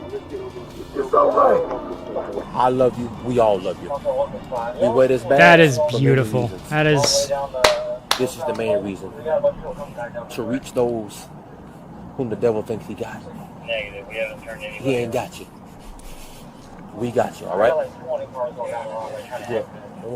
Yeah. All right. Come on. When I got the call, it wasn't my call. I was just there to stop the traffic. And then a couple other officers who knew my position as a pastor, they asked me to come over and talk with the guy. A cop and a pastor. Engaged him in conversation. What a They didn't know combination. what I was What a gonna say. great Nothing was combination. scripted. I just, Spirit of God, and just shared with him my heart. I did not want to see him jumping. At that time, I did not believe he was going to jump. I just felt within myself that God was going to spare his life, and he did. Well, it goes on for a long time. How many? We only showed you 35 seconds. How long was the interaction? The conversation lasted, the whole ordeal lasted about 40 minutes of just engaging him. There were times where, you know, he was at the edge. I thought he might have jumped, and I was afraid, but I was praying, and God spared his life, and we connected, and as a result of that connection, he didn't jump, and that's what it's all about. What was it like? And we're looking at that moment right now. I don't know if you have a monitor. When he walks to the bridge, walks away from the bridge and to you and hugs you. Can you describe that moment? Oh my God! It was a prayer answered. I was just relieved. Immediately after, I called my wife and I just broke down crying. It was overwhelming to me. It was a dramatic moment. It was a pivotal point in my life, and as that officer there you see talking, I just went and sat in my patrol car and just wept like a baby because I saw a miracle. To me, that was a miracle. Now that right there is a man. A cop pastor. First of all, that's a fucking hell of a combination, man. That is a combination of a man that saves people both physically and spiritually, and he did both right in that moment. And this is the stuff I like talking about, more so than any sort of geopolitical nonsense or crazy animal story, because that shit should be more around the news. I fucking can't stand black pill. I fucking can't stand nihilism. There is much more of this going on than people want to fucking admit. But unfortunately, we're going to have to go to some shit, because what do we have? Why is this not loading? Oh, this is cool. This should be palate cleanser, but weird way to paint Satan. Instead of a monster, Ludwig Stasiak gives us a smug jester with scavenger wings in his 1900 masterpiece. He sits on a throne of skulls that still wear the crowns and helmets of the elite, mocking the powerful men who traded their souls for vanity. While he tosses a single gold coin, he proves that earthly power is just a deadly joke. He isn't just a ruler, he's a collector of fools. This was a weird way to paint Satan. Yeah. Instead of a... Because so many times Satan is depicted as evil and ugly, and in reality, he's not. He's still the most beautiful angel, well, former angel. Female pastor says Jesus didn't really mean he is the only way to God. Yes, he did. That's literally what he fucking said. I am the way, the truth, the light. Now, for those who don't know, that was actually in reference to the tabernacle, because each of the doors to the tabernacle, which the tabernacle held the Ark of the Covenant, and the Ark of the Covenant itself held the tablets, which were the physical word, the physicality of the word of God. Each door had a name: way, truth, life. And that's what Jesus was saying. So this is why we have to understand not only historical but cultural context for what Jesus was saying. Like when Jesus calls the Pharisees a brood of vipers, we look at that as just kind of a weird insult. That's like saying, "Oh, you're just a pile of shit," or "You're just a nest of rats." But it means something much deeper. Jesus was saying, I am the only way. I am the physical embodiment of what is written on the It's always women. Yeah, and look, I'm not saying women can't preach. I am never, ever going to say that a woman cannot preach, or a woman cannot minister, or a woman cannot, teach the Bible. By all means, truth is for everyone. God is for everyone. The Bible is for everyone. It's supposed to be. But there is a problem with these progressive women, and just progressives in general, that always seem to be the ones pushing this absolute garbage. I am the way and the truth and the life, and here's the kicker: no one comes to the Father except through me.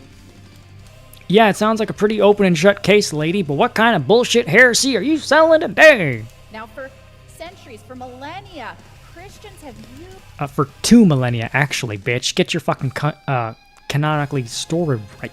...used those words as a proof text to do all kinds of awful things in the world, to punish... Are you really going to fucking try and say that Jesus saying, I am the way, the truth, and the life is fucking one of the reason we justified the Crusades? You dumb bitch. The Crusades were a defense war. People for not being Christian, or not being their version of Christian, to punish or condemn people for all kinds of beautiful diversity that we see in the world, not to bless the world, but to condemn it. All kinds of awful things have come from those. Well, Jesus said he didn't come to bring peace; he came to bring a sword. So, see, it's women like this that don't. That make women that actually teach look really fucking bad. Or the highway kind of religion. Yes, it is. Yes, it is. You stupid bitch. Yes, it. Yes, it is. Look, I'm sorry if that hurts your fucking feelings, but it's true. Jesus said, "I am the only way." It really is all or nothing. And look, there are varying problems I have with Protestantism, and there's varying problems I have with Catholicism. Okay? But Jesus is all or nothing. You either go through him, because, and I've argued with Catholics all the time, there is no mediator between the Father and man but the Son. So this whole praying to Mary and praying to the saints thing is fucking horseshit. There is no other way. It really is all or nothing. I'm sorry, but not all cultures are equal. Not all religions are equal. And in the words of Wes Huff, it's not the similarities that make something, it's the differences. That's why anyone wants to say, well, you know, Islam and Christianity and Judaism and Buddhism, and they're all the same. No, they're not. They're very much vast differences between them. And quite frankly, there is no more progressive, woman-loving, diverse book than the actual Bible. I love Mother Mary. Look, no, don't get me wrong. I mean nothing by it, Gaito. I mean, I respect the Mother Mary. I absolutely do. But A, she was not a lifelong virgin. And B, she was not born sinless. She was just born at the right place and time. And more importantly, Joseph was born at the right place and time. Because people want to pretend as if Mary is the only reason things happen. Joseph could have fucking turned her over and had her executed because she was an unwed pregnant woman. People need to give a little more veneration to Joseph. And I understand. Mary, she birthed God. She brought the Son, the Messiah, into the world. She is the new Ark of the Covenant. I understand that, but we need to give a little more veneration to Joseph because he could have turned around and had her fucking brutally stoned to death, and he didn't. Okay? And it even says in the Bible, she did not know Joseph until after her firstborn. But I will say this. I will say this as an olive branch. Let's say Mary stayed absolutely. The saints were awesome. They deserve to be saints for a reason. In fact, there was a saint in Auschwitz, okay? Saint Colby. Let's say Mother Mary, or Mary, I don't know if she had a last name, Mary remained a virgin her whole life, okay? Let's say she didn't remain a virgin her whole life. Neither of those scenarios change a fucking thing, okay? Neither of those things change who Jesus was. Neither of those things change who he died for or what he said. And that's my problem. I hate fucking denominations. It pisses me off. And so I don't mean anything by it. Gaito, you're cool. I'm not attacking you. But I hate the talk downness of so many people of like, well, if you don't do this, and this, then you're not going to go. No, Jesus said two things. Love God, love your neighbor. Now that entails a lot of things, but that is it. That is it. And it's women like this that make women that actually want to go out and teach, like Priscilla, like Mary of Magdala. They look fucking bad. That's what I fucking hate. This woman knows nothing of what she's talking about. But let's get to a bit of interesting. U.S. agency releases startling report on anti-Christian persecution in major Islamic countries. I'm not going to really read through this. I just want to go through the logic that ultimately lands at a duh and or hello. You think? Because here's an idea. It's kind of funny that Christianity started in the Middle East and now they're a fucking endangered species. Amazed at how Catholic social teaching aligns with the different. I don't know what you mean by that. Maybe the social teaching. Maybe that's what I'm caught up on. Maybe that's your point. But yeah, I think it's because they misunderstand what Jesus is saying. Jesus he wasn't a socialist, okay? He wasn't some hippie. Okay?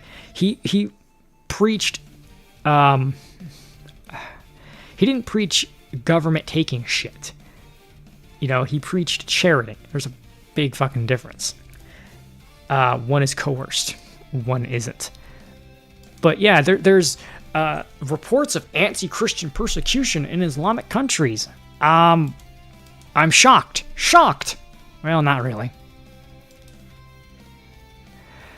But speaking of persecution, Germany launches blasphemy investigation into Christian YouTubers who said Islam is violent and anti-Semitic. Alternative headline, Germany, who still has Nazi-era rules on the books, by the way, will persecute people for essentially speaking the truth. Because it is.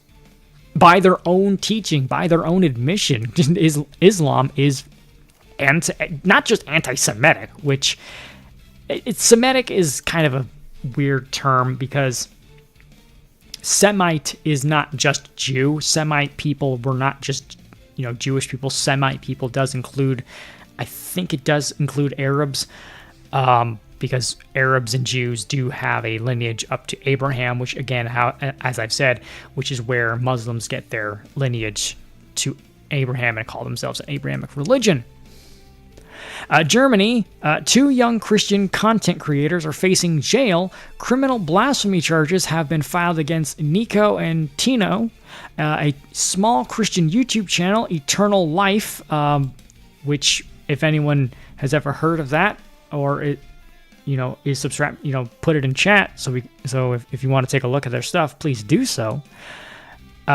Eternal Life is the name of the channel. The cases stems from a 2024 video that criticized Islam and drew connections to the growing anti-Semitism in Germany. I'm just going to say, really?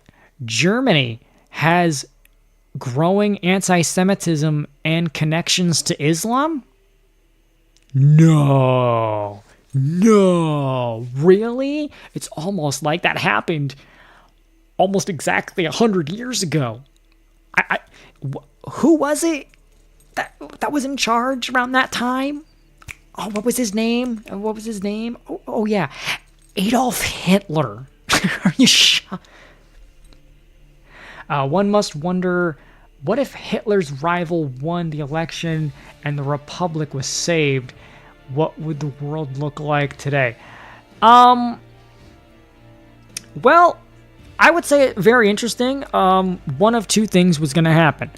One is that we would be in an alternate timeline where the Holocaust didn't happen, but genocide was still happening thanks to the Soviets.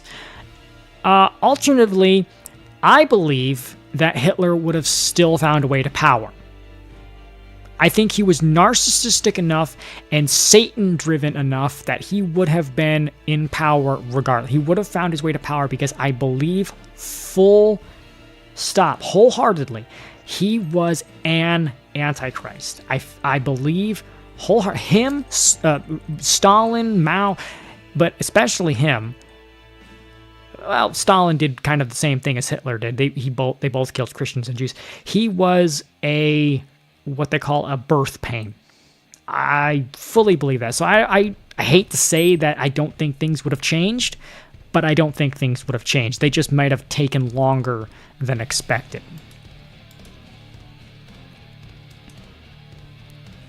Oh, this was fun. Taxpayer-funded Texas water park hosts Muslim-only day with strict dress code. A Muslim-only event is taking place at a water park. We don't need editors. In Grand Prairie, Texas, the flyer in large bold lettering says Muslim-only event. How is it that a Muslims-only event could be taking place at a Grand Prairie, Texas I just want to say this is probably the first time most of them have had baths. water park that is owned by the city of Grand Prairie, subsidized by a 1/4 cent sales tax, and yet Muslims only? This has to be illegal. Oh, it absolutely We'll find out shortly. But check this out in the meantime. Muslims only is on the invitation. They tell you what to wear. You must dress modestly. Look at the swimsuits they want women and even little girls to wear. Little girls? Why? Is it because you will blame them if they don't dress up like this? If they tempt men? Is that why you do this? If this was a conservative Christian event, first of all, if it was a conservative Christians only event, wow, would their heads explode. But number two, if this was a Christians only event, and we showed the exact swimwear women have to model or wear, or they won't be allowed in, and we were telling people, because this literally is one of the things they're telling people, you're expected to uphold Islamic etiquette by lowering the gaze throughout the day. Apparently you have to look down and be ashamed as you're walking.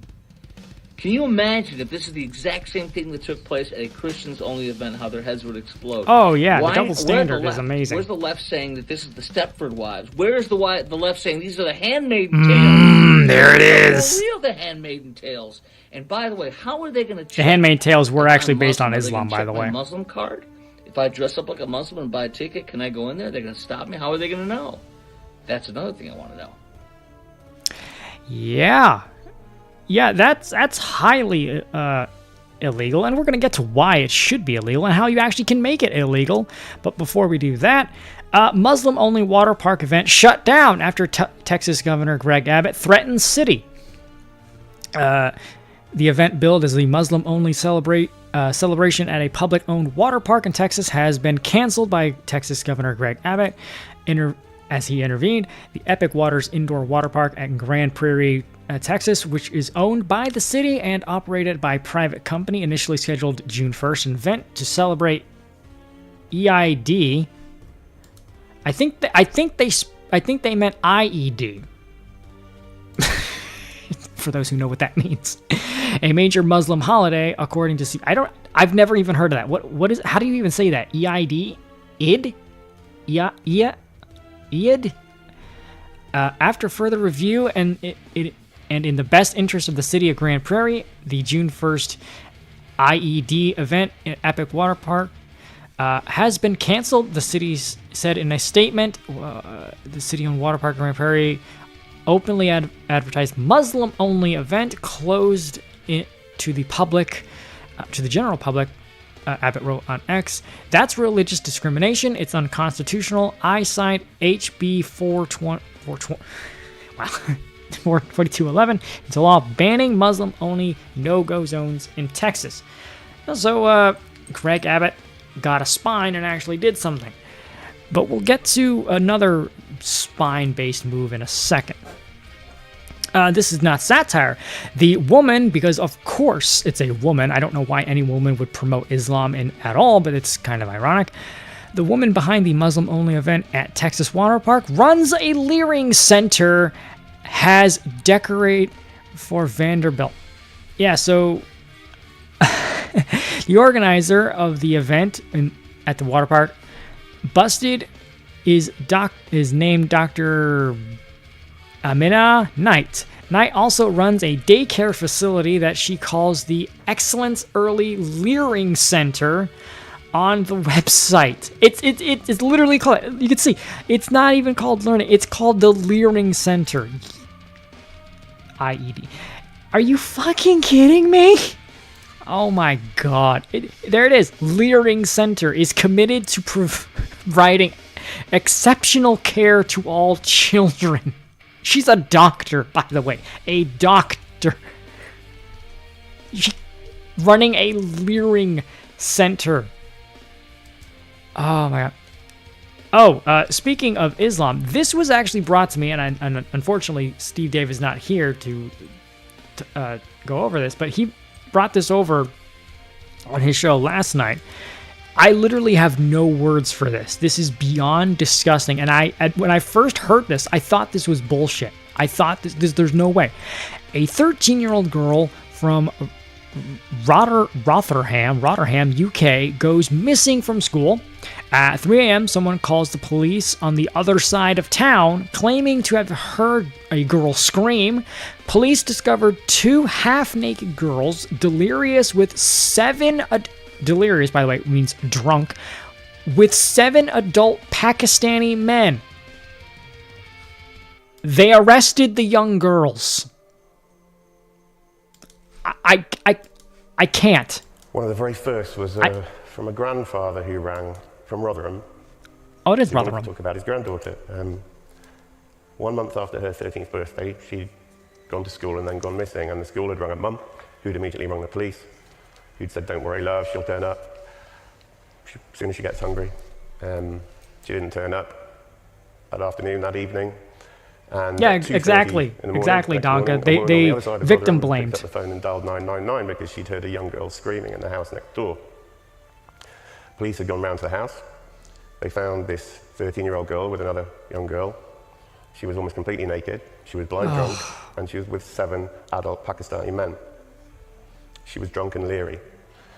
And South Yorkshire Police arrested the 13-year-old girl for being drunk and disorderly. They were arrested for being drunk. Station, put her in the cells, eventually charged her, and she was convicted. They And didn't even question the men as to why they were in a house with a 13-year-old girl who was nearly naked in the early hours of the morning. They didn't even question the fact that they were found with a known missing child. The UK, this right here is why I am done hearing jack fucking shit from Eurotrash scumbags who want to bitch about America. Fuck you. When your fucking shit country doesn't do this, when your country that is now basically third world, I consider most of Europe third world nowadays because it might as well be, when you don't fucking do shit like this, then you can have a fucking say. But until you clean up until you pull that fucking plank out of your eye, don't fucking ever say anything about the fucking the fucking toothpick in ours. Because fuck you. This is beyond disgusting. Absolutely fucking disgusting. And every single one of those scum cops, judges, and the 7 disgusting Pakistan Muslim fucks, string them up. I don't care. Damnatio memoriae. Damnation of memory. String them up and fucking forget them. This is fucking beyond evil. Beyond fucking evil.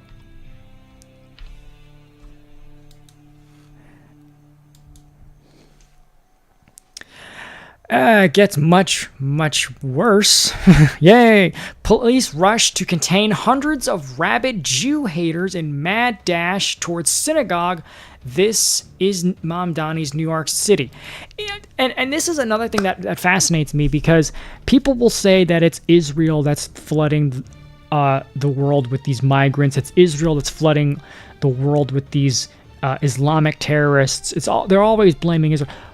Why would Israel send a bunch of Jew-hating, Jew-killing people to areas of the country that have large Jewish populations? Like, it doesn't make sense. If you're going to be some controlling force that has everything under control through their communistic roots, why not just send them to China, where China doesn't like Islam? They'll take care of them for you. No, because somehow this is still some fucking Jew. Like, are you shocked when you fucking import a group of people that don't like Christians and Jews? They're gonna, go after those people? If you didn't get what New York City is all about, you certainly found out this week, less than a month after he was voted in, a measure which would have provided protection for targets of anti-Semitism, which, by the way, Semitism is not simply Jew, but it's been basically, synonymous-wise.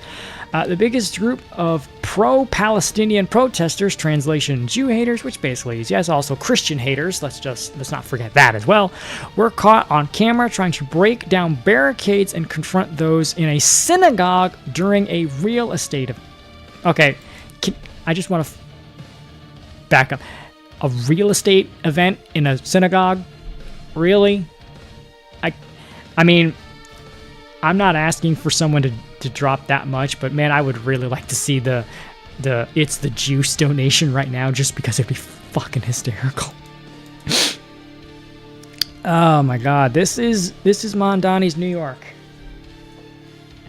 And what's so fucking ironic, what's really fucking ironic and also very sad is that there was a large group of Jewish people that were pushing this guy because as Gaito said, a lot of social Catholicism does lean left. I never understood why Jews leaned Democrat. It makes no sense. They push things that are undoubtedly anti-Old Testament, even if you don't want to listen to Jesus.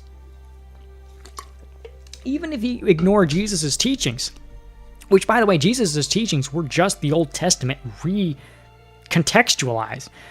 What part of the Democratic Party is appealing to Jewish people? And I'm talking religious Jews, because then you'd have to admit that they're not religious Jews, and all the people bitching about, oh, Jews control the media. No, they're really just secular atheists. They really are.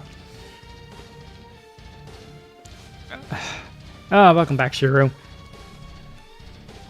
But I actually have a new plan. Let's see, does this... Oh, here we go. An easy way to ban Islam. There's a simple way for a country led by rational rulers to ban Islam. Now, this is a plan that will not only work, but also still fits in the grounds of the First Amendment, which says you have the right to believe whatever you want to believe, so long as you still don't break the rest of the laws.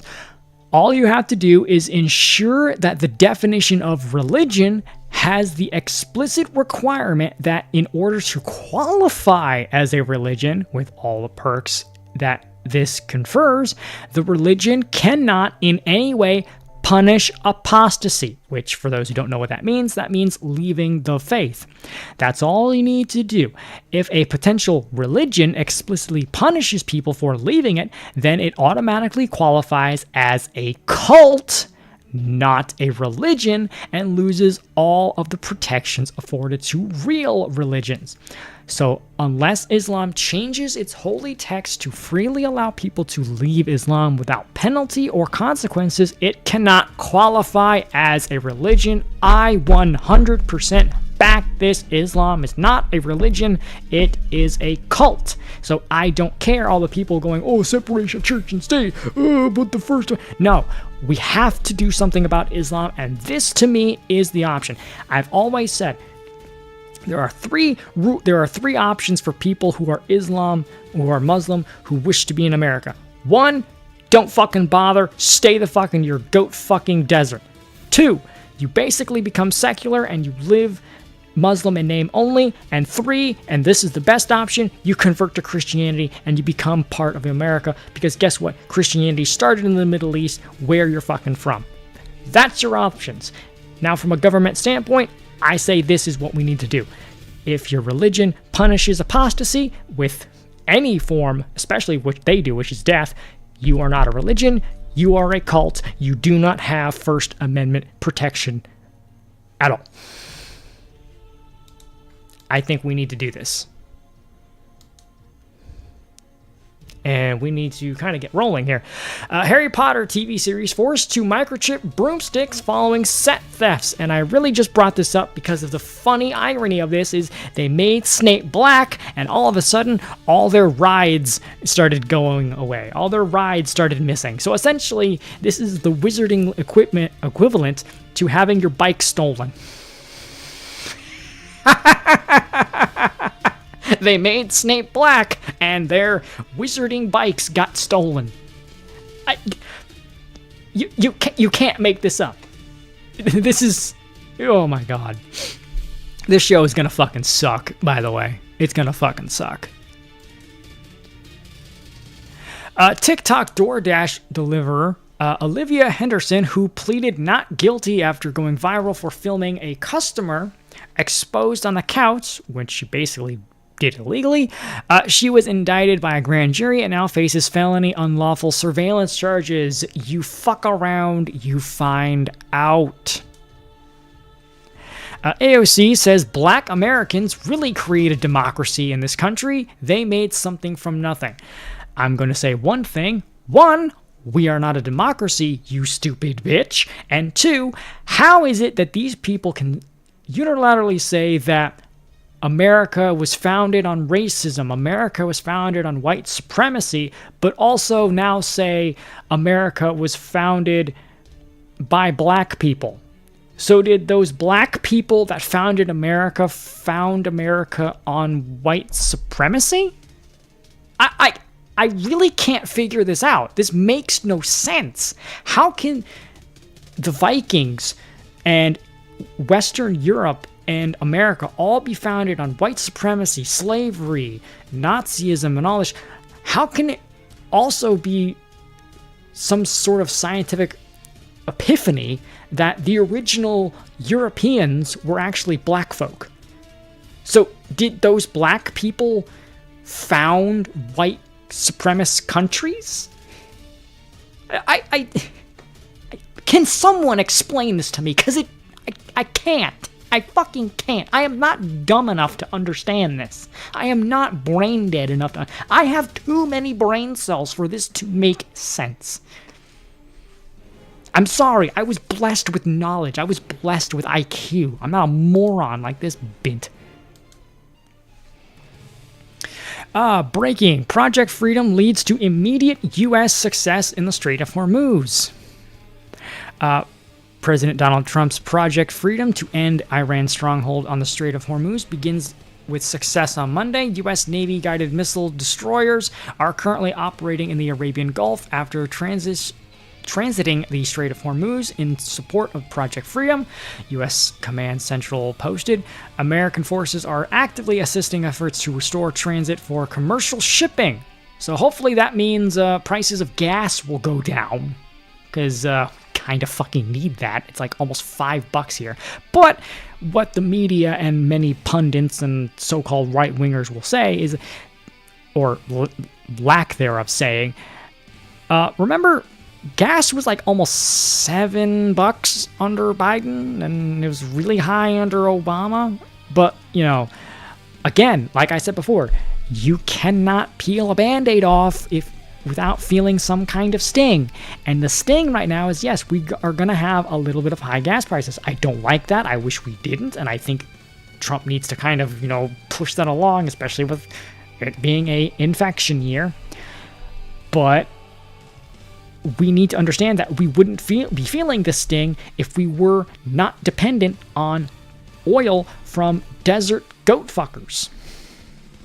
I'm sick of these desert-dwelling goat fuckers having say on whether or not we can fill up our gas tank. And now this is the Obama era of the news. Clown-in-Chief Obama is out here lecturing the Republican Party for not following the rule of law. You're right. The Presidential Center is nonpartisan. And the reason I want to mention that is because I'm worried about the Republican Party, not just the Democratic Party. When I was president, people would ask me, well, what change would you like to see in Washington? I'd say, I'd love a loyal opposition. I'd love a Republican Party that Wait. How do you have a loyal opposition? If they're loyal, then they're not in opposition. And if they're in opposition, then they're not loyal to you. Is he really this stupid? How do you not understand the absolute oxymoronic statement? I want loyal opposition. Okay. I want loyal traitors. I want vegans that eat meat, and I want virgin prostitutes. What?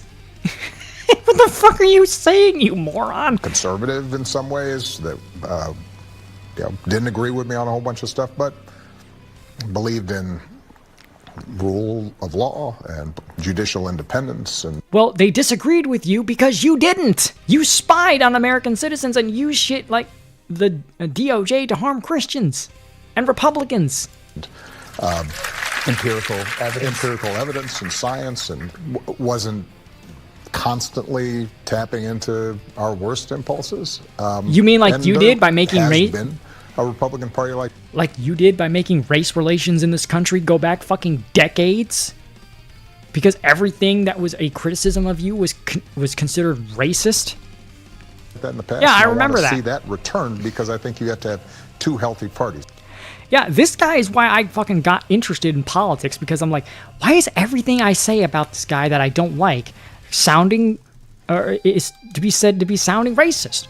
No, I don't like his policies. I don't like what he's doing. I don't like the Fast and Furious. I don't like that his Gulf crisis action was slow. This guy waited, what, 30 days to fucking say something about the Gulf oil spill? Or it was 30 days or 3 months. I can't remember what it was, but it was an insanely long amount of time. But I'm racist for... I'm sorry, I gotta look into this. This guy actually made me fucking political. So in a way, thanks Obama, I now have a stream where I get to call you a fucking retard. But it gets worse for this guy because it gets cringier. Barack Obama hawks his hideous presidential center on Star Wars Day alongside scumbag Mark Hamill, who wanted to have his own grandchild murdered. I kid you not. He convinced his own son to then convince his girlfriend, who he knocked up, to have an abortion. Mark Hamill is a fucking piece of shit.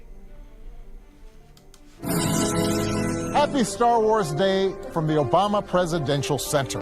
Which looks like crap. Good feeling about this. Mark, I am glad you are here. I want to tell you about someone. Okay. A young person born into ordinary circumstances, but restless, unsatisfied. A kid with big dreams, a bit of a rebel. I like where this is going. They join a scrappy group of underdogs and set out to change things. By blowing up a giant space laser? Mark, this is not about you. As wonderful as you are, this is about them. This isn't a monument to my legacy. Horrible. It's a gateway to yours. It's fucking the hideous. Obama Presidential Center is much more than a museum. It is an entire campus built to empower you. A place to come together, get inspired, and become It looks like a force. A communist for change. apartment. See what I did there? Strong the dad jokes are. Oh, fucking cringe. Perfect. That's cringe. But it gets worse. Mark Hamill posts image of President Trump dead in a grave with the caption, "If only." Mark Hamill, if only. And this is on Blue Sky, by the way, because he doesn't have the balls to actually do this on Twitter, because he's a fucking commie prick. He should live long enough to witness his inevitable devastating loss in the midterms, but be held accountable for his unprecedented corruption. What corruption? Impeached, convicted, and humiliated for his countless crimes. Name one. Long enough to realize he's a disgrace. He's not. He's better than anything you've ever did. In the history books, furthermore. So he tried to sugarcoat this dose of venom by saying, well, not yet. He should face his crimes for... If only. This is disgusting. And look, we talked about this on the Silence Banter the other week. It's like, we really need to redefine hate speech. We really do. We need to actually define it, first of all. Because this is what the rhetoric is out there when it comes to why this guy keeps getting shot at. Why Republicans keep getting shot at. Why Republicans keep getting attacked. Because this is fucking pushing it. You want this to happen. This is the outcome they want, and they don't fucking want to admit it because they want to hide behind a false understanding of the First Amendment. Also, hey, Slim, welcome in. Because he's an absolute pussy bitch. Come on, geeks and gamers. There we go. Mark Hamill deletes Trump engraved post and issues non-apology after White House blasts him as sick individual. So he's a bitch and a coward and a pussy. Where's his apology? Mark Hamill deletes post and issues a non-apology. Accurate edit for clarity. He should live long enough to be held accountable for his actions. Actually, I was wishing him the opposite of dead, but apologize if you found the image. This is such a narcissistic answer. Okay, what? This is such a this is gaslighting. This is absolutely fucking gaslighting. I'm sorry you thought what I said. I'm sorry you took what I meant wrong. You saw it wrong, but I am this is fucking gaslighting because he's a fucking narcissist. And I'm sorry, I understand. He's Luke Skywalker, one of the greatest on-screen heroes of all time. He's also the voice of the Joker. But this guy is fucking horrible. He's a cringe, and he's only known for one role, really. Yes, the Joker, but he's really only known for one thing. Luke Skywalker, and oh my lord. What a fucking scumfuck. Oh, this is interesting. Speaking of absolute scumfucks, I saw this and I had to put it in. A man caught on video throwing rock at Hawaiian monk seal. By the way, those are endangered. State and federal authorities are investigating a man who was captured on video in Hawaii throwing a rock toward an endangered Hawaiian monk seal swimming off the coast of somewhere in Maui. The footage, which has been circulated widely on social media, shows the object narrowly missing the poor creature's head, and all occurs real. This is fucking disgusting. Look, there are some seals out there, and they will defend themselves if necessary. I wouldn't want to mess with the liver. But are you really going to go after and try to hurt a seal? One of the cutest creatures God ever created? A literal puppy with flippers? You piece of shit. Is there this little guy? How can you look at that face, that puppy dog face, and say, I'm gonna throw a rock at it, it'll be funny? You fucking scumbag. Oh look, there you go, Nyala. A sloth. I thought there was a video, or is it over here? No, I thought I had a video of it. Oh, did I not bring it up? Let me see if I could find it real quick. There's a Instagram photo or Instagram thing. Monk seal rock throw attack. I think there because the mayor actually chimed in.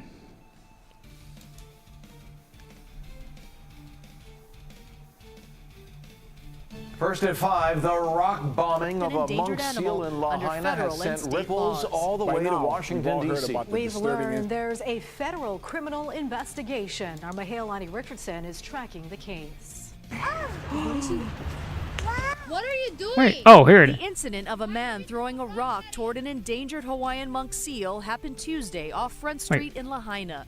It's illegal to harm, harass, or touch an endangered animal. Where's the under video? Federal and state laws. The video's By now, we've all heard about the disturbing incident involving our beloved friend, Hawaiian monk seal in Lahaina. Maui County Mayor Richard Bisson told Hawaii News Now Lunny has a federal tracker and has been known by the community for about 7 years. Of course, there was outrage because she's helpless, and she's doing what she does. Ever since those pylons were removed at that part of Front Street, she has returned to sunbathe. State Land Police spoke with a visitor and then turned the case over to the National Oceanic and Atmospheric Administration, NOAA, which has taken the lead on the case. Bisson says he wants to make sure the man is prosecuted to the fullest extent of the law, and he's spoken with federal and county prosecutors. And the guy's response to all that was, fuck you, I'm rich, I can pay the fine. That's pretty much what he responded with. Yeah, that piece of shit should be in trouble. And I'm not usually like a bleeding heart, oh, you hurting animals. Like, no, if you're going to intentionally hurt a fucking animal, especially an endangered animal, fuck you, you're a piece of shit. Iranian drone hits the only UAE refinery that bypasses the Strait of Hormuz, injures 3 Indians. UAE, they pulled out of OPEC, I'm pretty sure, and Iran is not happy. Iran is going fucking nuts. What's this? NATO chief says European leaders have finally gotten the message from Trump and are changing their ways. Oh yeah, so this is another dose of never gets anything done.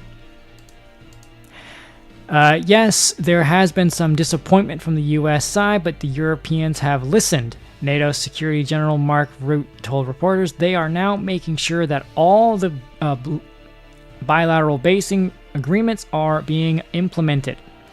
He added, more and more European countries are preparing mine hunters and mine sweepers for the next phase to help clear out munitions that were left throughout the Strait by Iran. So Europe is finally getting the balls to fucking do something. McDonald's to eliminate self-serve soda machines in U.S. due to changing customer habits. So you're no longer going to be able to get your own drinks. Changing customer habits? What the fuck does that even mean? The shift reflects a broader trend across fast food industry where companies are prioritizing speed, efficiency, and digital ordering over traditional dine-in experience. Well, maybe if you fucking made your goddamn buildings a little more colorful, put some fucking play places and some fucking, game stations, people will actually want to stay in there and not look at a fucking fast food chain that once had reds, blues, greens, that now resembles a socialist prison. No one wants to dine in McDonald's. It's not because everyone's on their, I'd rather just order online. No one wants to fucking go. If you would put the ball pits back, if you would put, like, game areas and color and make it fun, people would fucking return and actually want to stay. Maybe buy more.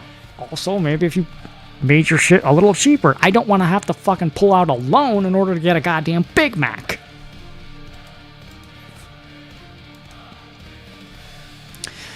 Columbus Zoo evacuates after phone report of potential active shooter. So they've moved from schools of kids to schools of fish. That's all I have to say. Amsterdam bans ads for gas cars and meat in the name of stopping climate change. What? Huh? So you can't advertise gas cars and meat.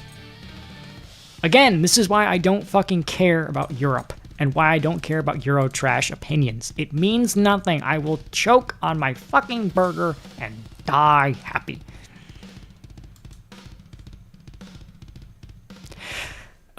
Speaking of which, alert. In a dramatic climate update, Al Gore warns of impede global cooling?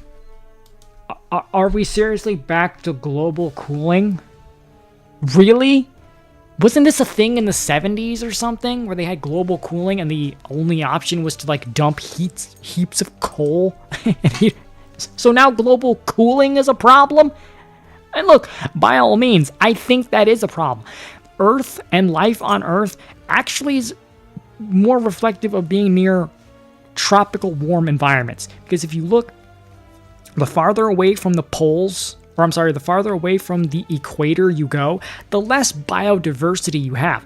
The most biodiverse land on Earth is the Amazon, Hawaii, places that are tropical. Clinton Gore 28. No. Not doing that. And besides, Clinton can't even run again. First it was second impeding ice age, then we were going to fry the earth to a crisp. Yes, so there was the threat of another ice age. Now they're saying it goes, what's old is new again. Al Gore needs everyone to be afraid of global cooling. Oh my god. You can watch the entire discussion below, blah, blah, blah. How long is this? Oh, 33 minutes. All right, I want to get... Yeah, I'm not. And by the way, that move that I mentioned the day after about the Gulf Stream shutting down, well, this morning in one of the English newspapers is a whole big article summarizing the recent dire warnings of the scientists who found yet more confirmatory information that this is very real threat within the next 25 years. Again, this is... they're not even fucking hiding it at this point.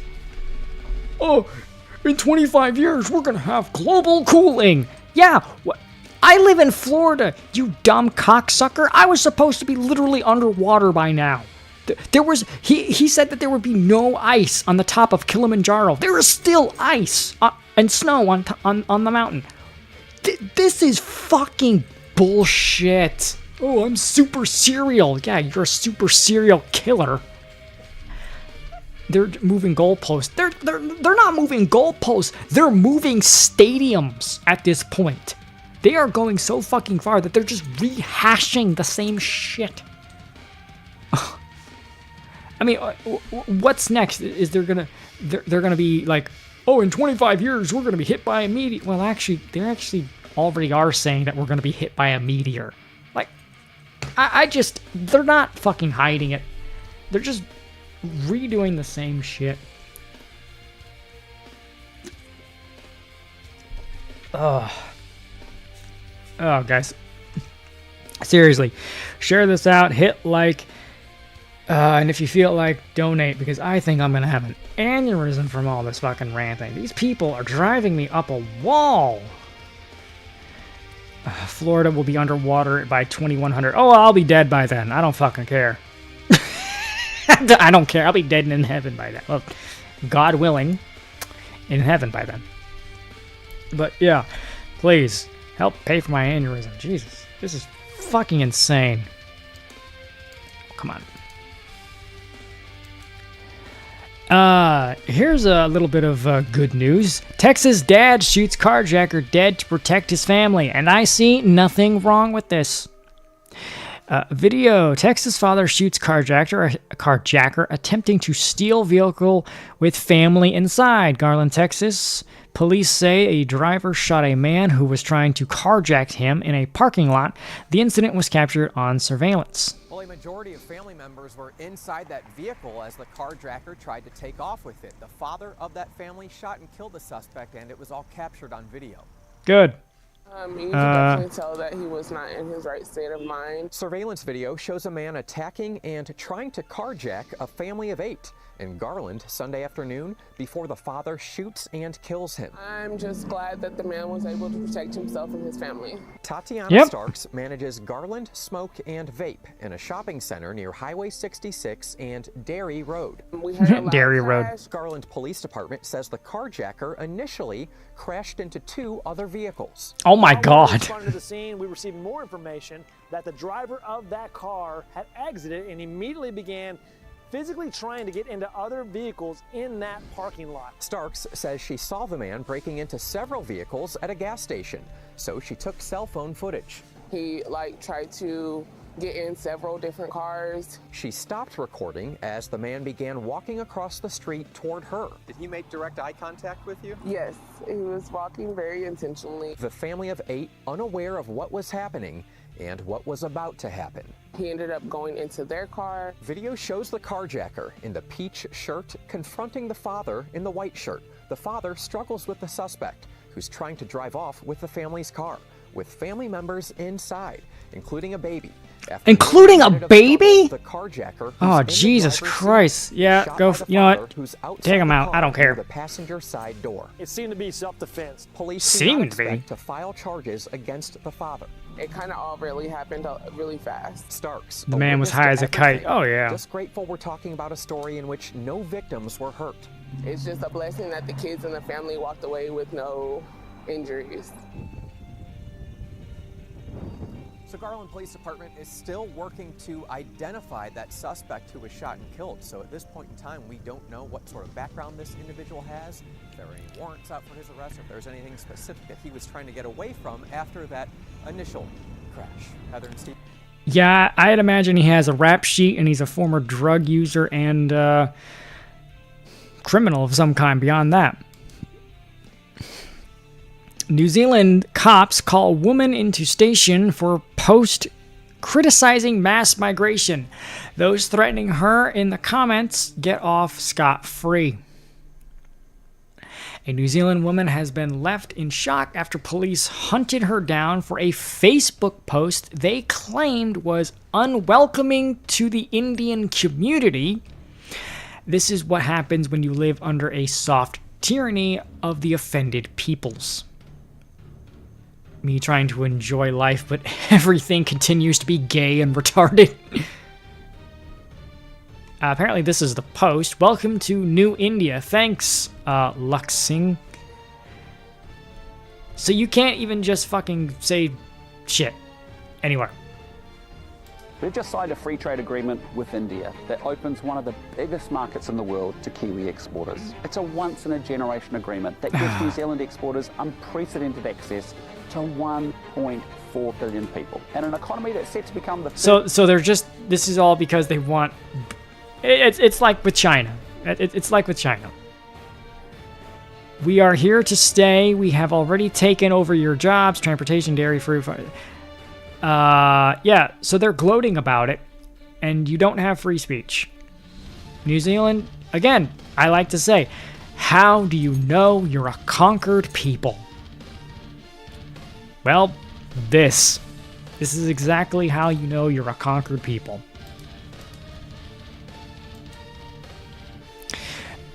But here is some more good news. In line with the previous story of the man who shot a potential carjacker, the FedEx driver who kidnapped and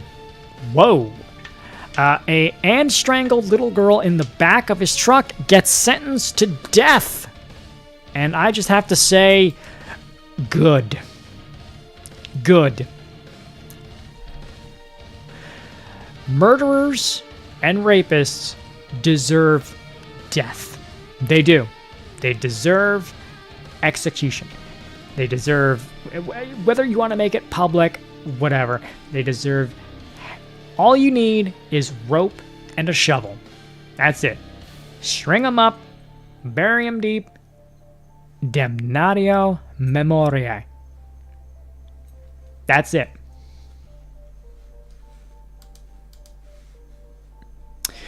A former FedEx driver who pled guilty to capital murder. Oh, fuck.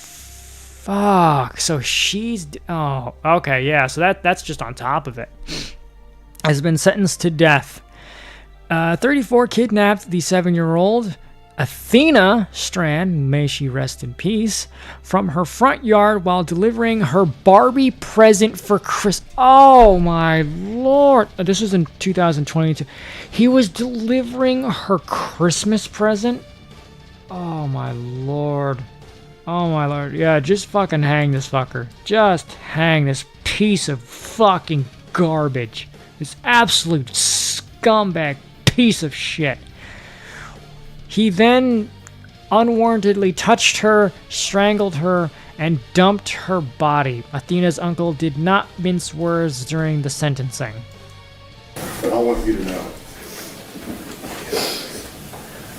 that you are nothing. You are a footnote in Athena's story. Her name will forever be remembered. Her name will forever be celebrated, and everyone will forget you. You wanted your 15 minutes of fame. You got it. And no one's going to remember you after this. Sister statement, any other allocutions? That, honestly, that is the nicest way to be mean. Because I know a lot of people may disagree, and I know there's a lot of justification. And I know, again, people may agree with what I say, but I don't like the idea of revenge masquerading as justice. I know a lot of people will have a lot of emotions run high in the situation, and I don't fault them for that. But you either stand up there and say, I forgive you, and may God have mercy on you. You don't have to forgive them, or I'm sorry, you don't have to forget what they did. It doesn't affect you, whatever. I'm not saying that you can't be angry or whatever, but that is honestly the nicest way to be mean to that fucker. You could call him all kinds of piece of shit words, all kinds of slurs, all kinds of cuss words, but that guy simply said, you are nothing. You will not be remembered. You, after all this is said and done, will be nothing to history. And that's exactly what I just said even before hitting play. Damnatio memoriae. Damnation of memory. The most destructive Roman punishment there was. And I know a lot of people might say, well, the crucifixion was actually the most... No. Because the crucifixion was, while absolutely horrific, the crucifixion only hurt the body. Damnation of memory, that threw you away. That is if you never existed. That is some Soviet level erase you from the photo shit. You are nothing. You will never be remembered, thought about, or anything. You have never existed on Earth. It will be as if you never were born because we don't care about you. So that is a cold way to fucking say that. That is... What did G used to say? Cold-blooded. That is ice cold. And that is honestly a great thing to say. You are nothing, you will be nothing, and you will die nothing.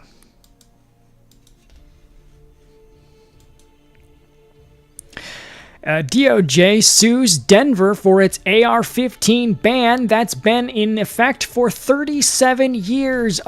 Freedom intensify. I've directed the Civil Rights Division through our new Second Amendment section to defend law-abiding Americans from unconstitutional restrictions. No one should face criminal penalties simply for exercising a right shared by tens of millions regardless of where they live. So an unconstitutional Second Amendment ban that's been on the books for almost 40 years, again, as G used to say, is now finally being looked into. Good. Again, good. You have the right to self-defense. You have the right to own something that will constitute that right. It's simply the fact that a gun is the most effective way to do so. Oh, Lord. Oh, here we go. Video racist Dem, because now he's come out of the closet, not that one, the other one. Nick Fuentes, whom the media calls right-winger, demands Trump impeachment. It was all a lie. So this, I'll just say it, this fag is now saying the same fucking things that the Democrats are saying, all because he doesn't like Trump's war for Israel. Which it's not a war for Israel. It is a war that we should have had dealt with decades ago, but, Jimmy Carter was a fucking... Well, he had the brain of a peanut, let alone the farming skills for one. He's going to throw out everything. I don't care about the Dems' push for abortion. I don't care about the Dems' push for borders. I don't care about the Dems' push for trans. I don't care about the Dems' push for everything. All because he wants to burn everything to the ground. He wants to be a petulant little baby crying child. Can I say Mortal Kombat 2 was fun? Oh, really? Was it? Really? I was hearing good things about that movie, and I kind of want to see it. I still have to see the Mario movie. I still haven't seen Mario Galaxy. But to be fair, it took me fucking months to finally see Feckham Hall, and that was hilarious. Feckham Hall was fucking amazing. Iran had it coming. Yep, it fucking did. It absolutely did. For years, corporate media outlets have treated racist internet agitator Nick Fuentes like he was some kind of avatar for everyday conservatives. Now, by the way, this guy was deplatformed, he was debanked, he was even deplaned. And by no means do I think that is okay. By no means I think that is right. We can talk about legitimacy when it comes to the business's right to get you away from them if they so fit, but I am not for deplatforming. I am for debate for truth over power. Which is funny because the people that claim all of Fuentes, they well, he was deplatformed, they're the kind of people that want power over truth. And we all know what kind of people I'm talking about and what specific people I'm talking about. But as I am trying to get through this, because I have a bunch of shit to get through, I am happily banned or blocked by Nick Fuentes. I made it, guys. I am a true political YouTuber. I am a true conservative political YouTuber. I am banned and blocked by Nick Fuentes. Go fuck yourself. Shapiro cause senator honor voters. No, you know what? Let's just get to. Oh, actually, let's get to this real quick. Prominent Canadian drag queen, aka the Grand Marshal of Progress, found guilty of sex trafficking. A Canadian LGBTQ plus pride leader has been found guilty of 7 counts of sex trafficking. Jake Turner, who was also performed as a drag queen under the name Anita, was said to have drugged and tased the women he forced into prostitution. Oh, Lord. Oh, Lord. I don't think you're white enough for Nick. No. Actually, I don't know. I'm pretty fucking white, dude. I'm like 3/4 white. And I say 3/4 because technically speaking, Italian is not white. Italian is the original Latin. You know, you have Latin, and then you have Italian, and then you have Spanish. So, but Italy and Spain, we're kind of like sister countries, sister languages and whatnot to each other because we're both the children of Latin. Let's see. One of them told the court he used a taser to force her into compliance. Prosecutors describe his actions as coercive. Gee, you think? Aggressive and violent. No fucking shit. But let's move on from that because today, alleged suicide. Oh, the suicide note. Okay, yes, we all know there's a alleged suicide note. It's bullshit. But today's episode of Midnight Mass is brought to you by the tagline, "It's an infection year," because we are in midterm season, and what do? Oh, they roll out a brand new, shiny, not so much brand new, actually, virus. I mean, your name is Miguel. Yeah, technically it is Miguel, although, I mean, if you want to be pedantic, Slim, and I will be pedantic here for a second, technically, my name is Jewish. Technically, my name is Hebrew. Technically speaking, my name is Hebrew origin. It's Michael. So, yeah, if you want to be... I thought it was an erection year. Oh, okay.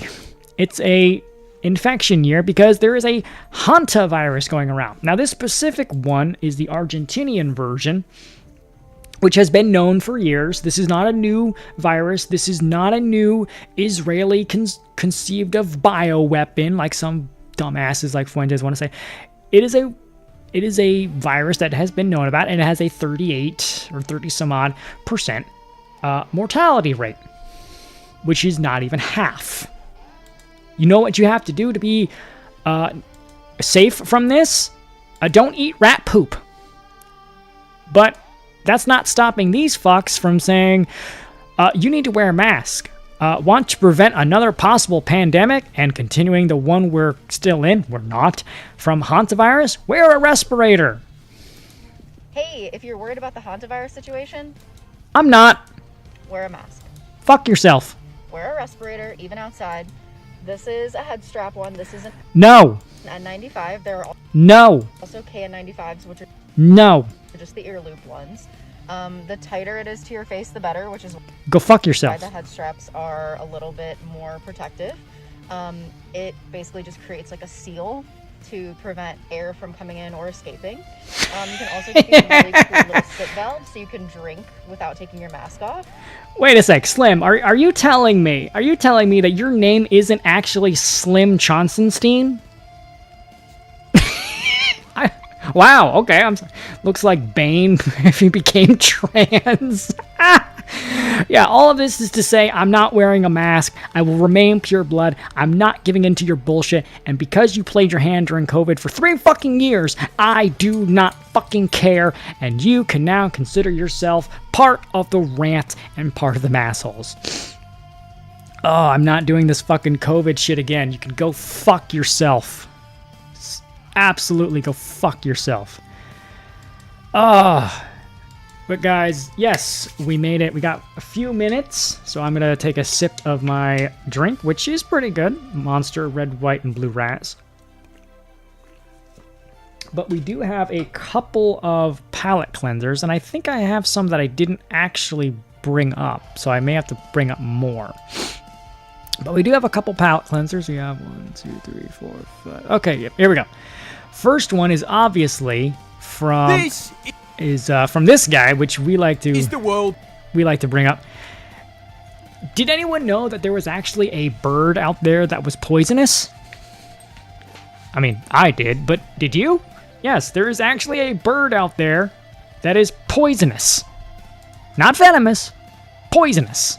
This is the world's most poisonous bird, which is weird considering it does not naturally produce any toxins whatsoever.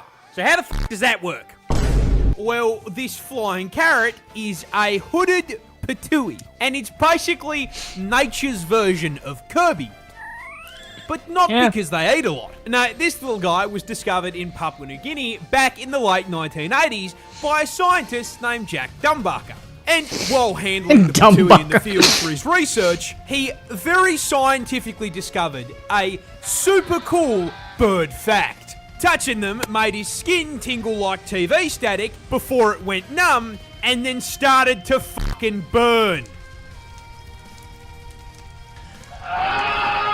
Upon further research, he discovered that may possibly have been because the secret herbs and spices God used to coat this sentient KFC bucket from beak to talon was fucking batrachatoxin, toxin. The same shit that coats poison dart frogs, otherwise known as one of the most potent neurotoxins on the entire fucking planet. Because of course it's fucking neurotoxin. I cannot go 5 minutes without it being fucking neurotoxin.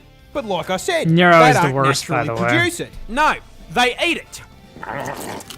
See, these fuckers love to eat these things called merillid beetles. And those beetles evolved batrachatoxin specifically to avoid being eaten. That sign, however, did not stop the patooey, because it can't fucking read.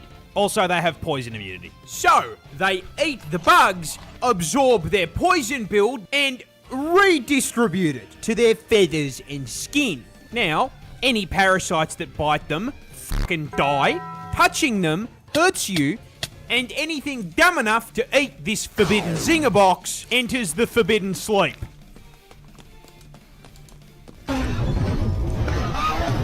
Yeah, a poisonous bird. I'm gonna see if I can. What's next? Because there's a clip I really want to play. Oh, here.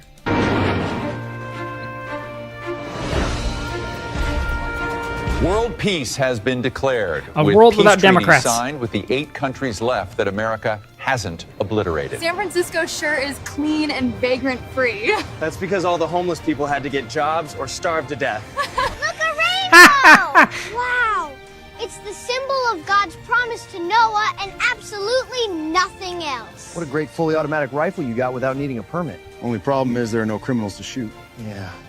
How much will the surgery cost? Just $20, and you can get it right away thanks to our capitalistic healthcare system. I have no money. Can I get health care? Of course not. It's kind of boring how no one has ever shot at me. Do you have any movies with smut or weird stuff in them? Not since Hollywood caught fire and we just let it burn. We have sappy Christian movies, though. Are they any good? No. Oof. What's this? No, okay. This is something I wanted to play. What is it now? This is something that I discovered. Someone in the Geeks and Gamers server sent this to me, or kind of tagged me in this, and I was like, you know what, I'll play this on stream. So this guy apparently, dude, sounds just like Kronk from Emperor's New Groove. A neighborhood has been completely overrun by feral chickens. Finally. And there are nearly 100 of them. They're going to need more men. Residents in Sacramento, Sounds California say the flock has taken over their area, digging up yards, Find the bodies. leaving mess everywhere, and making life miserable. Yes. Make them pay. And it's not just during the day. Roosters are crowing at 2 a.m., waking people up night after night. Leave it to California to complain about a free alarm clock. Chaos is happening in North Sacramento, where locals say the flock just appeared and never left. Tell me about it. What makes it worse is that city rules only allow 1 chicken per 1,000 square feet. That's about 44 chickens per acre. Not a bad stocking rate for a bastard poultry operation. But this is basically a full-blown invasion. It's not going to end well. One minute you're hunting and fishing all day, and the next minute you're forced to lay eggs in order to have health care. Neighbors say they spent 6 months trying to get help, but officials are refusing to step in. Allow me to demonstrate the proper technique for dealing with a chicken invasion. Eat! Eat! They're not supposed to be here! Saying they're dealing with high-priority calls and don't have the staff to catch them. You only need one staff to catch a chicken. Meanwhile, the population keeps growing, and no one even knows where the chickens came from. I have a general idea. What is it now? From an egg. That's right. The chicken came from the egg. But which came first? I don't know. And, well, no, I don't really care. Oh. But that is tonight's show, everyone. Thanks for joining in. Thanks for liking, sharing, commenting, and, of course, those who donated. Every little, what does Drunkle say? Every red cent counts, especially since I'm trying to save up for a PC. But that is episode 19. We are no longer in the aughts. Starting next week, we will now be in the 20s. Yeah, I've been doing this for 20 weeks now, guys. Holy fuck. This has been real fun. Let's see. I may clip something out from this for tomorrow. I may not. I don't know. This show really isn't clippable, honestly. The game streams are far more clippable because they're far funnier. But speaking of game streams, tomorrow we will be most likely doing Cards Against Humanity, because I think that's what the vote in my server is winning. What is winning. And then videos. Yeah, I'll be doing more videos. I don't know about what, but I'll be doing videos throughout the week, so keep up to date on that. If you haven't subscribed, please do so. And then, yeah, Friday will be Jackbox, and then again here Saturday, episode 20 of Midnight Mass. I want to thank everyone for joining in. Again, hitting like, subscribing, got a new one, sharing, commenting, donating.